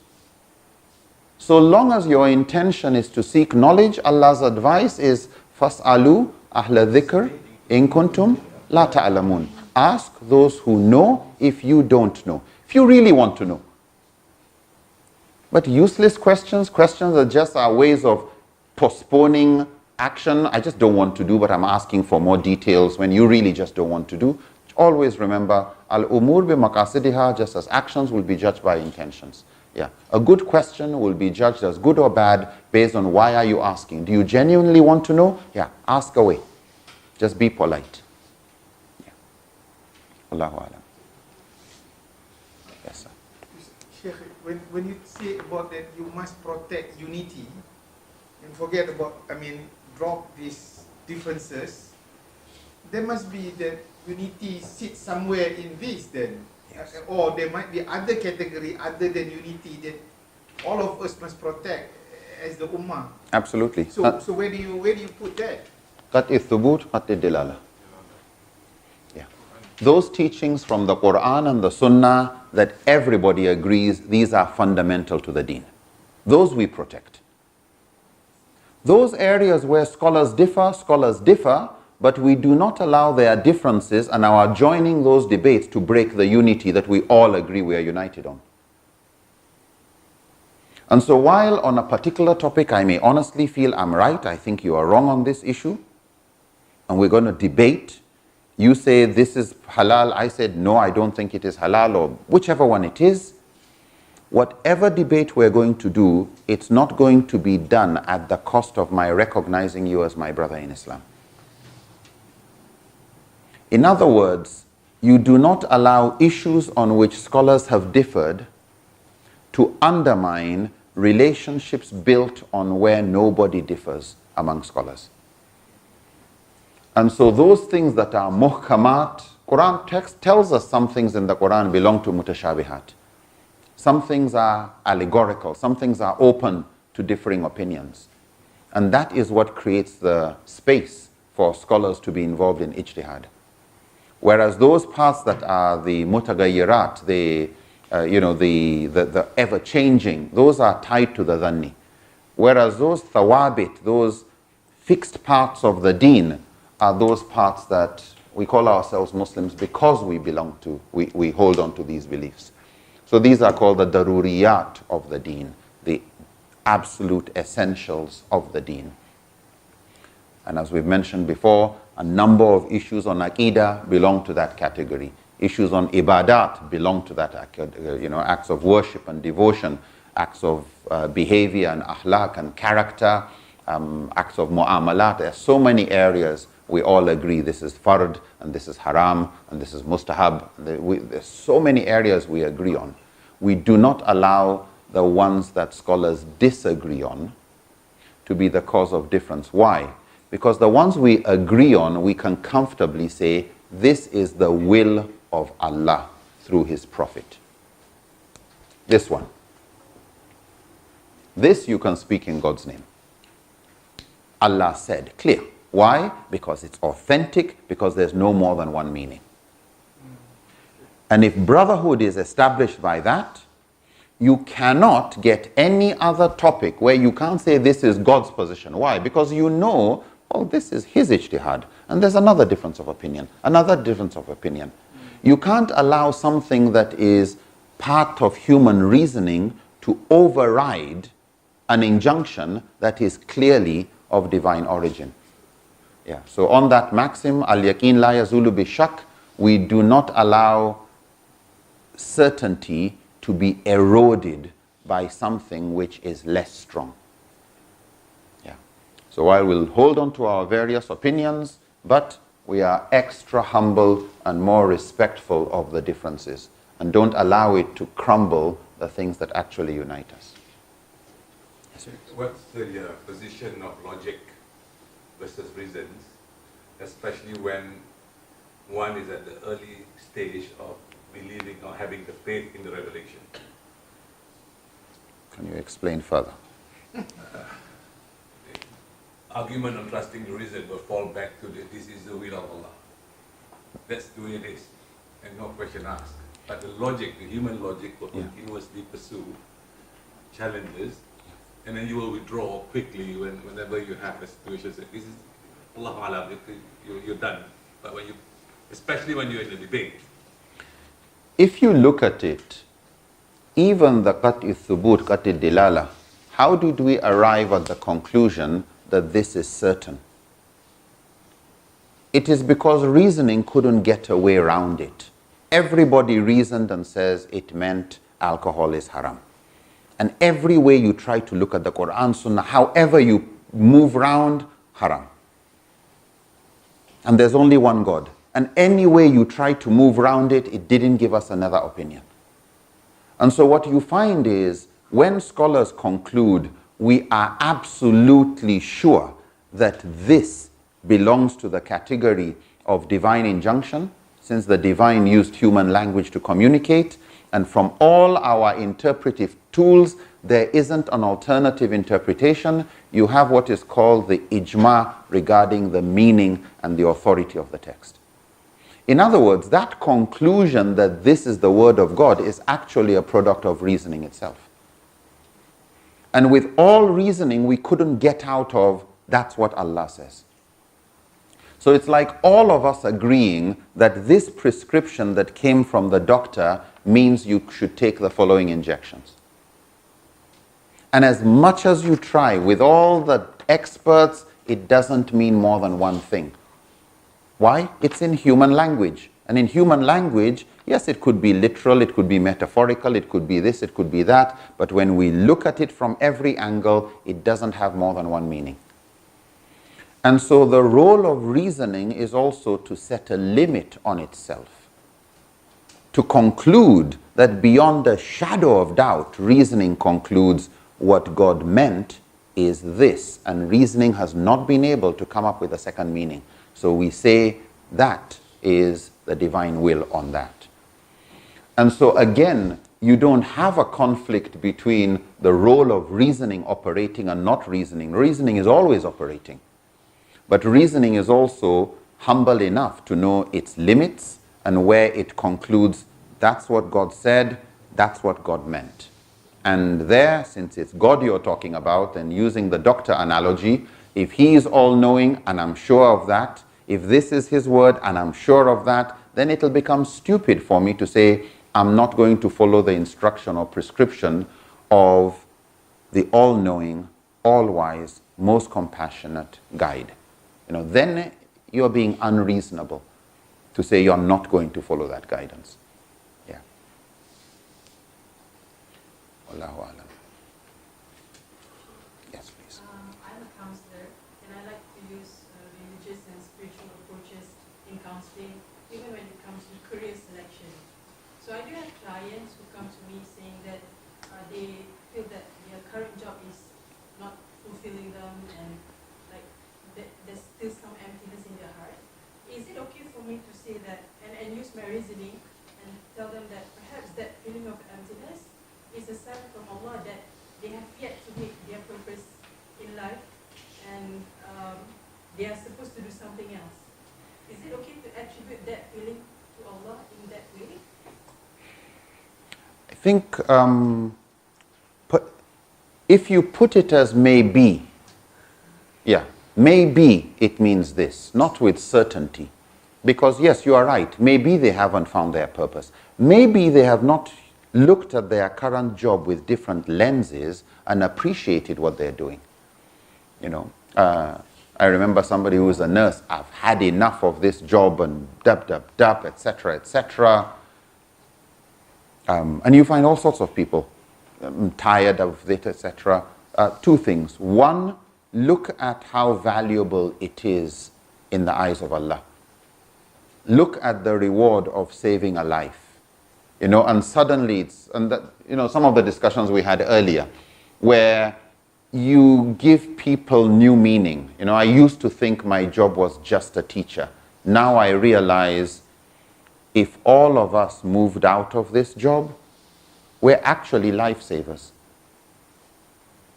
When Allah says, whoever treads on the path of knowledge, Allah makes easy for them the path to paradise. Well, who opens the path of knowledge? It's scholars and teachers. And so a teacher looks at their job, not just teaching maths and this and that, etc.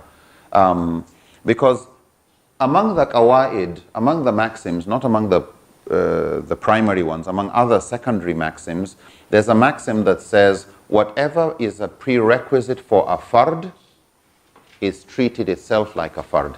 In other words, whatever is necessary for the fulfillment of an obligation is itself treated as an obligation. If you need to study maths and English and chemistry and biology before you can get to be a doctor, and getting doctors is fardu kifaya, then maths and English and those prerequisites become a fardu kifaya. You can't have doctors without primary schools. Yeah. You can't have this without that. And so anybody in that chain reaction is a contributor to the final fard and is fulfilling a fardu kifaya. Why? Remove them and see what happens. So one approach is what you would say, for example, is maybe you should look elsewhere at something that you find more passionate, something that is more fulfilling.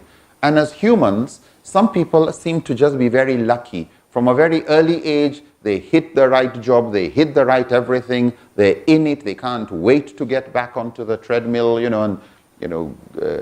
but some, they change. But then sometimes that is Allah's path for some people. That ultimately what they find most fulfilling requires multidisciplinary skills that you learn as you moved around. And finally, you realize all that moving around was just a preparation for where you finally are. I studied agriculture for my first degree. I did resource management for my master's. And when I stop and ask, what a waste of years, and but no, I found it very useful. I am with environmental groups doing, alhamdulillah, a fair bit of things. I'm helping Islamic organizations with better resource management and a couple of areas.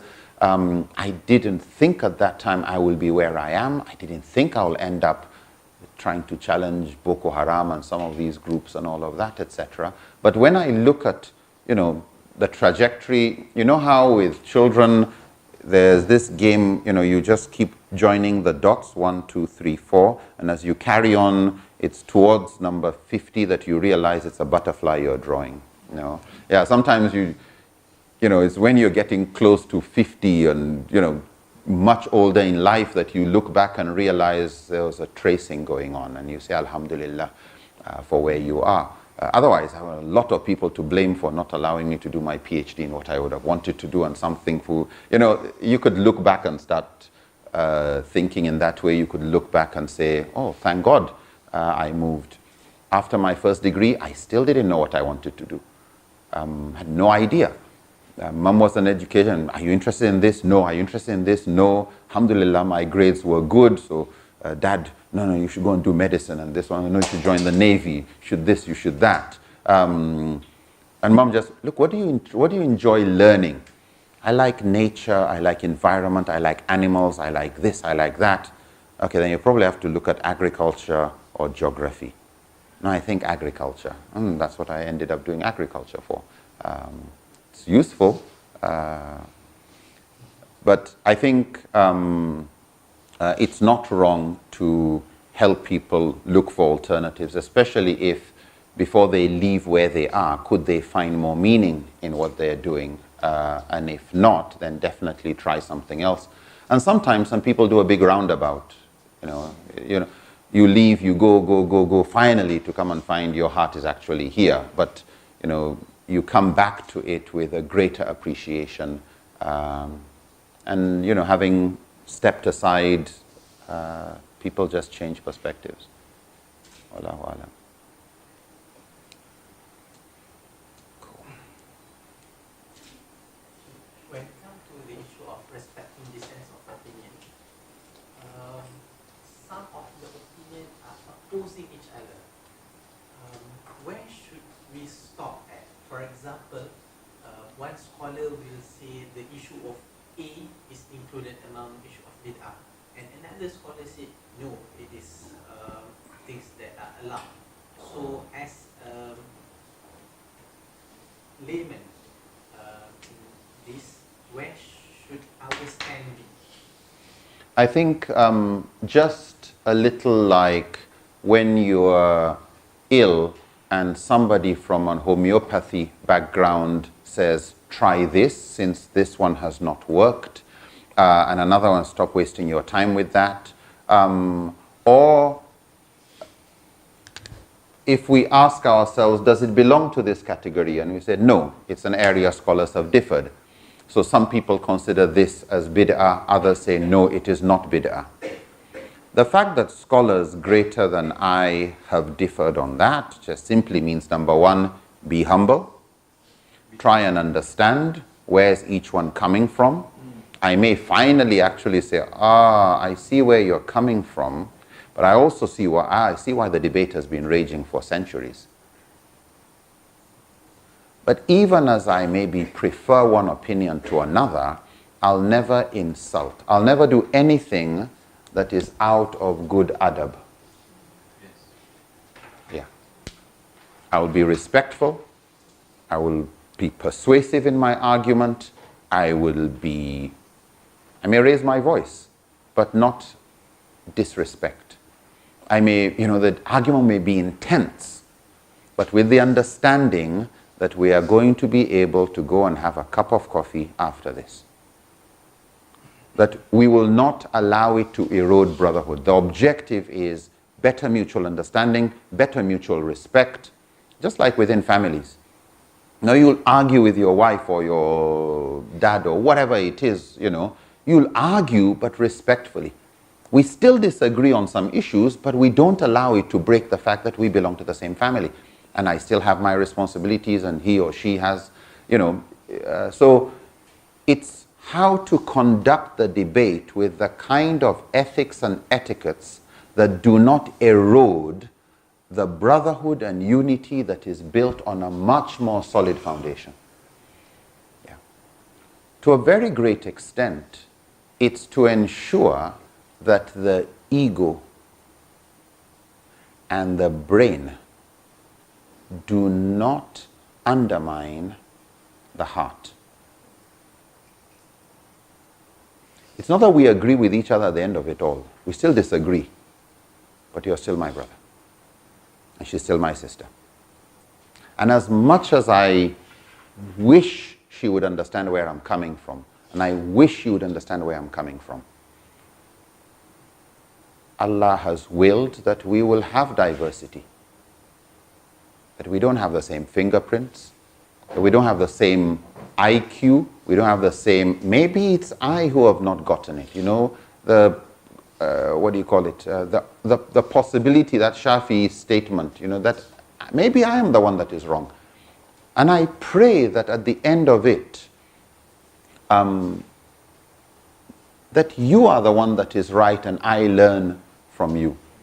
But critical is never move out of adab. In marriage and in nearly all working relations, when you have a disagreement, let's take marriage, because marriage is one of those relations, because you live with somebody, you have more conflict, more areas of disagreement, more frequently usually than others.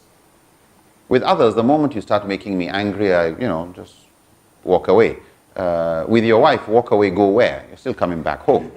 You're going to have to deal with it. What's interesting is the benefit of disagreement and the benefit of dealing with disagreements. So those who study marriages, for example, find that marriages that had the least amount of disagreement, conflict in year 1 and 2 had the highest divorce rates by year 3 and 4. Okay? Marriages with the least amount of disagreement and conflict in year 1 and 2 had the highest divorce rates by year 3 and 4. Marriages with the highest conflicts and disagreement in year 1 and 2 had the lowest level of divorce rates by year 4, 3 and 4. And when they tried to study this further, they realized if you're in a marriage where for the sake of peace you put things under the table or under the carpet or just let's not discuss, but you still have a disagreement, you start to get more resentful. You start to develop more bile. You start to really gather things under. Until year 3 and 4 where you've reached your elastic limit, you've had it, you now bring everything out. It is too hot to handle or too cold to hold. It messes things up. Whereas those marriages where year 1 and 2, whenever there was a problem, it was brought up, they got to understand each other much faster than those who were busy acting. Those that were more open, I don't like this, but it was handled respectfully. What's interesting actually is they conducted surveys, longitudinal studies, over 22 to 25 years of marriages, and realized that of all the issues married couples were arguing about in year 1, 2, and 3, they looked at marriages that had survived 20 to 25 years to try and see what were they still arguing over.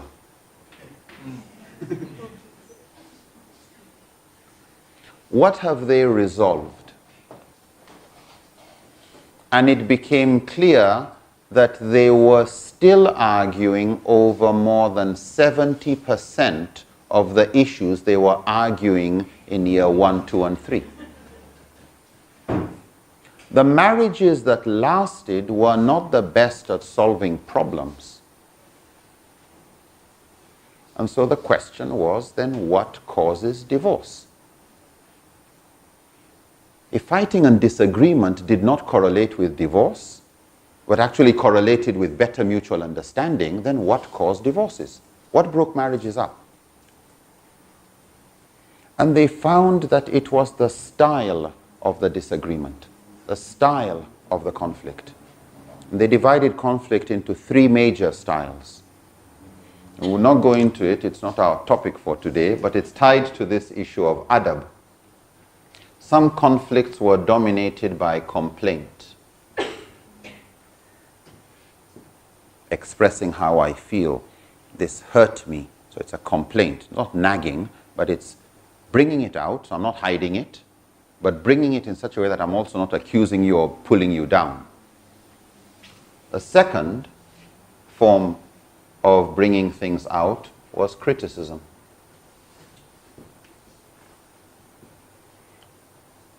Where I'm accusing you of having done something to me, I'm being very honest. I'm not exaggerating. It may be constructive criticism. Some say that's an oxymoron. But, yeah. But it was criticism. You know, you're late again. I told you this. I'm hurt by whatever. I was trying to do this. Now I can't whatever, whatever, whatever. And I'm blaming you for it. The deadly one was contempt. Yeah. You stupid woman. You're just like your mom.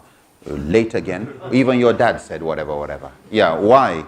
Because the issue of lateness is no more the issue. It's how you presented it that has become an issue. So even though you came with one issue, we now have two issues. There's the lateness one, but we're not going to discuss that. Why? You've hurt my ego. You're stupid too. Why did you say whatever, whatever, whatever? What brings my mom into the topic? And contempt is where you show disrespect. You may be physically abusive, but you push the person down. Yeah, you rub them the wrong way. That people can't continue with for long. This was the number one sign that you're hitting the rocks. And they had all sorts of things that showed this. When you eye roll, talking, oh gosh. Yeah, if you catch yourself eye rolling in your marriage, be very careful.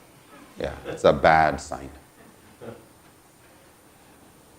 Anyway, there are other things, but those marriages that were with with complaint and some criticism survived.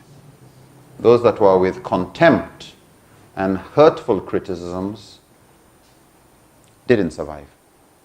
But conflict is necessary for better mutual understanding. It's just how do you do the fight. If you do it with adab, you can meet Allah with your method. It's respectful, which is why this was a field for handling the dissent. Yeah, keep your ego out of it. Let's discuss the issue, but have rahmah, have compassion, have good assumptions about others. Do that. When you listen, I attended a debate. It was a small group. There were about 70 or so people in that group. It was a debate. It wasn't a debate. It was presented as a discussion on bid'ah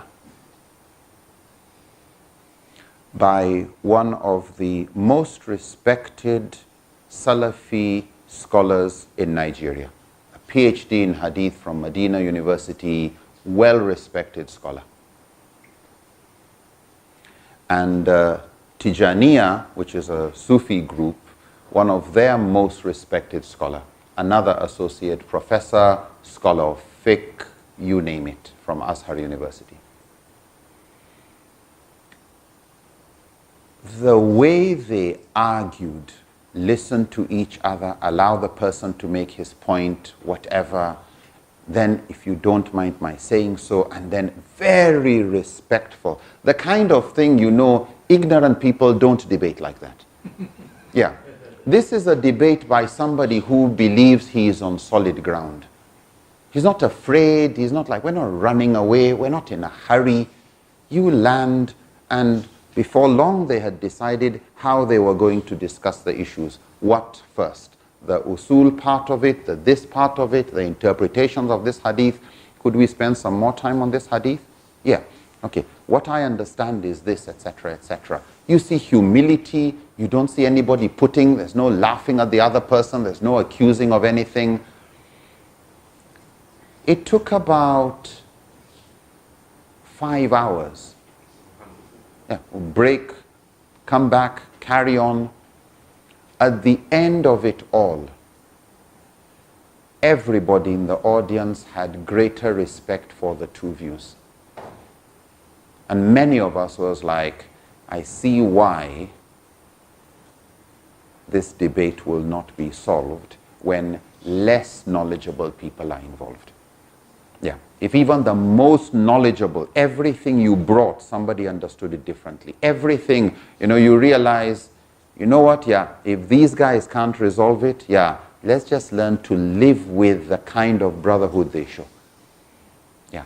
Very, good adab. You really appreciate that humility, good character, etiquettes, respectful behavior. So yes, we will have dissent, but not to allow contempt and criticism, which is really just another way of saying bad adab in the way we handle things. Yeah. Assalamualaikum. Sheikh, since you mentioned just now about Boko Haram, maybe if you can share a little bit about how do you handle these type of situations where there is a higher harm to the society rather, and how do you interact with this group of people when you happen to meet them? Boko Haram, do you know about Boko Haram? Yeah. Some know. What not to say?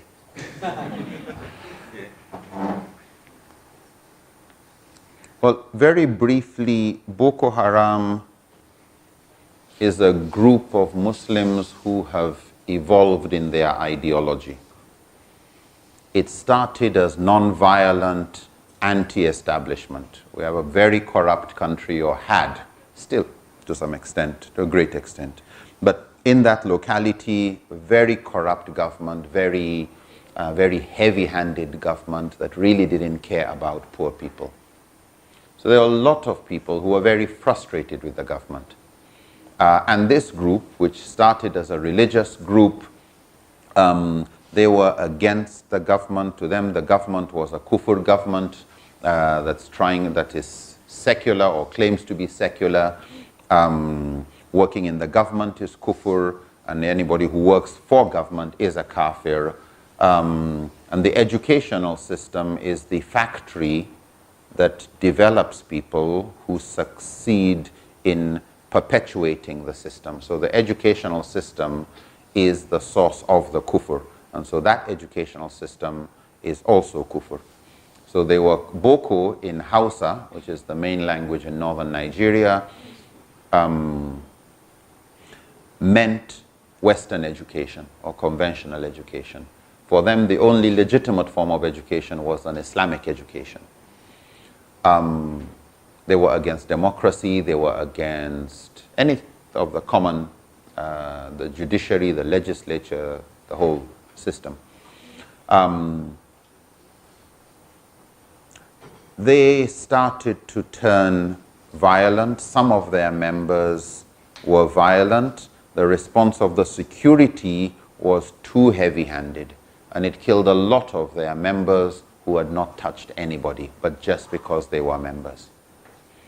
That group then they killed the leader, the government killed the leader, extrajudicial kill. They had arrested him, instead of taking him to court or prison, whatever, he was shot, and this was caught on people's phones, etc.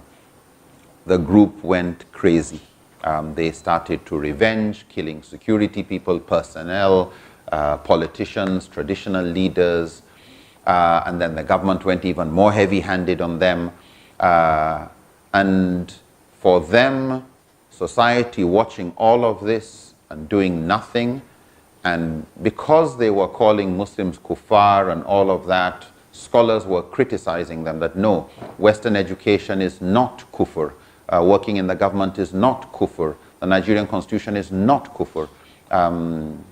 Muslims who the Prophet sent to Abyssinia, Ethiopia, were working under a Christian king. That was not viewed as a problem by the Prophet or the Sahaba. Prophet Yusuf, if you look at most of the tafsir of the Quran, Prophet Yusuf offered to work for a non-Muslim king. And you will find from An-Nasafi and all these commentators of the Quran, it is permissible for Muslims to work under non-Muslims and to even offer their services. But Boko Haram took it, no, this is kufr, and anybody working, paying tax, all kuffar. But not just that, but because they viewed the state as the aggressor against them, anybody who was supporting the state or not on their side was also aggressor. So any scholar who was trying to correct or criticize them, they killed many scholars. They bombed churches, they bombed mosques, they bombed marketplaces, they bombed car parks, they bombed schools, they kidnapped men, they kidnapped women, they kidnapped boys, kidnapped girls, they killed boys. It's really, really terrible group. And that was especially under the new leader. His name was Abu Bakr Shekau. Very ruthless, very angry person. Forward into time, security did all they could. Finally, they were able to defeat the expansion of the group, and it has become safer now to talk about the topics. I mean, it's been long since any scholar was killed or traditional leader was killed. You still have to be very careful, especially in that part of the country. One of the things we have been working on, along with others, has been to try and understand the arguments they use. So what we've done is conduct surveys to identify what are the arguments they use to say education is haram. And let's look at those one by one. You know, some government schools don't allow hijab. Does that make the education to be kufr? So many of those type of questions. We've got about 35 of those questions. They had arguments for interfaith bridge burning, you know, where you shouldn't be friends with non-Muslims. If you can kill them, and, you know, all-out war type of mentality. They had various teachings on jihad to justify aggression and offensive hostility towards even peaceful non-Muslims and the state. One of the things what we've done is looking at all the material they use for recruiting people, identify all their arguments one by one and respond to them.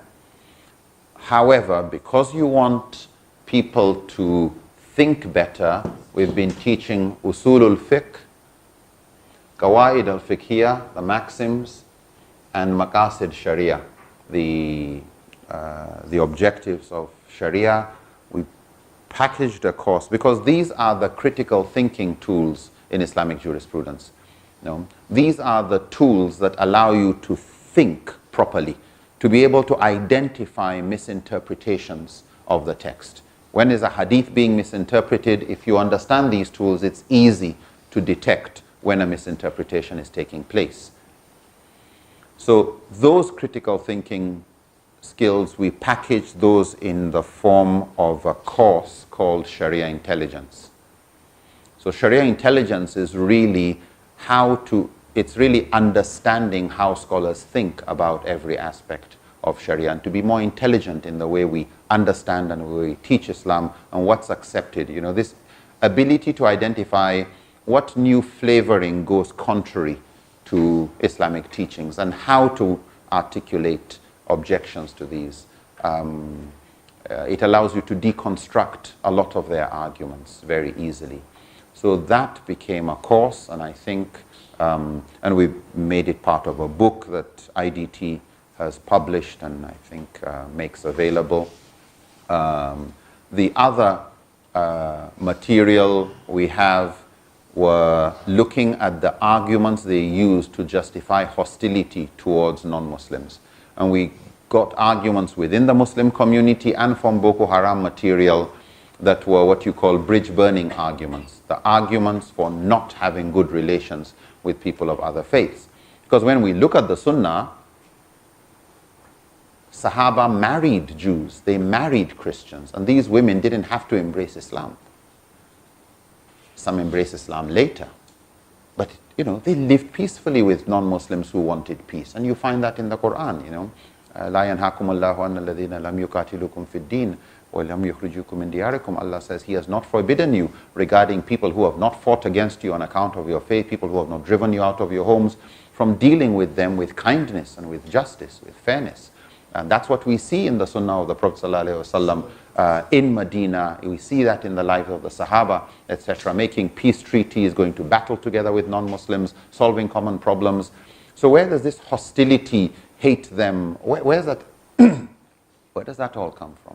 So all we did was gather all that material, and so that it's not just the problems Boko Haram have, but also members within the Muslim community who are using some of these arguments. No, you can't eat their food. No, you can't greet them. No, you can't say Assalamu alaikum to non-Muslims. No, you can't be friends with them, etc. What are all the arguments? What are all the verses of the Quran they use? What are all the hadith they use? And how do we respond to these one by one? And that became part of another course which we called Relations with Non-Muslims. and IDT just also published it here. We use it as course material in Nigeria, but Brother Lim and his group have also published that here. They've done a couple of other books, Authenticity of the Quran and all of that. The next one that is coming out is on Sirah, looking at peace building in the time of the Prophet ﷺ, so that these cases are brought out. What was life really like? So it's not just people interpreting, their interpretation of this verse and that. No, let's look at the Sirah. How were relations during the time of the Prophet ﷺ, so that people know what actually went on, so that it becomes easier to know when you are misinterpreting a verse or a hadith by let's look at the context in which these things all happened. So we've been conducting training programs for imams, religious leaders, preparing media content. But the priority is to train as many imams as possible and let their voices be the ones that go on media, so that it's not just one small group doing this work. Let's get more people involved. Many people haven't finished hearing the arguments of the Boko Haram. They don't even know what their arguments are. If you're looking for Boko Haram, you'll have to go to prison now to find them. It's if you say, where's their territory? Well, I think they are Boko Haram members somewhere. I want to go and see them. Suicide. They're a very dangerous group. So we conduct training programs for imams that work with them in prisons. And we don't go to the prisons ourselves. It's too dangerous for us. But we do train the trainers courses for others. So alhamdulillah, things are picking up. It's getting safer to do these things. There's so much to be done. There's so much ignorance in the Muslim community.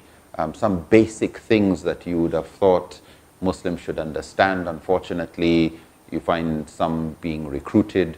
But what we find also is the atrocities committed by the security personnel. It's really something that has gone way out of hand.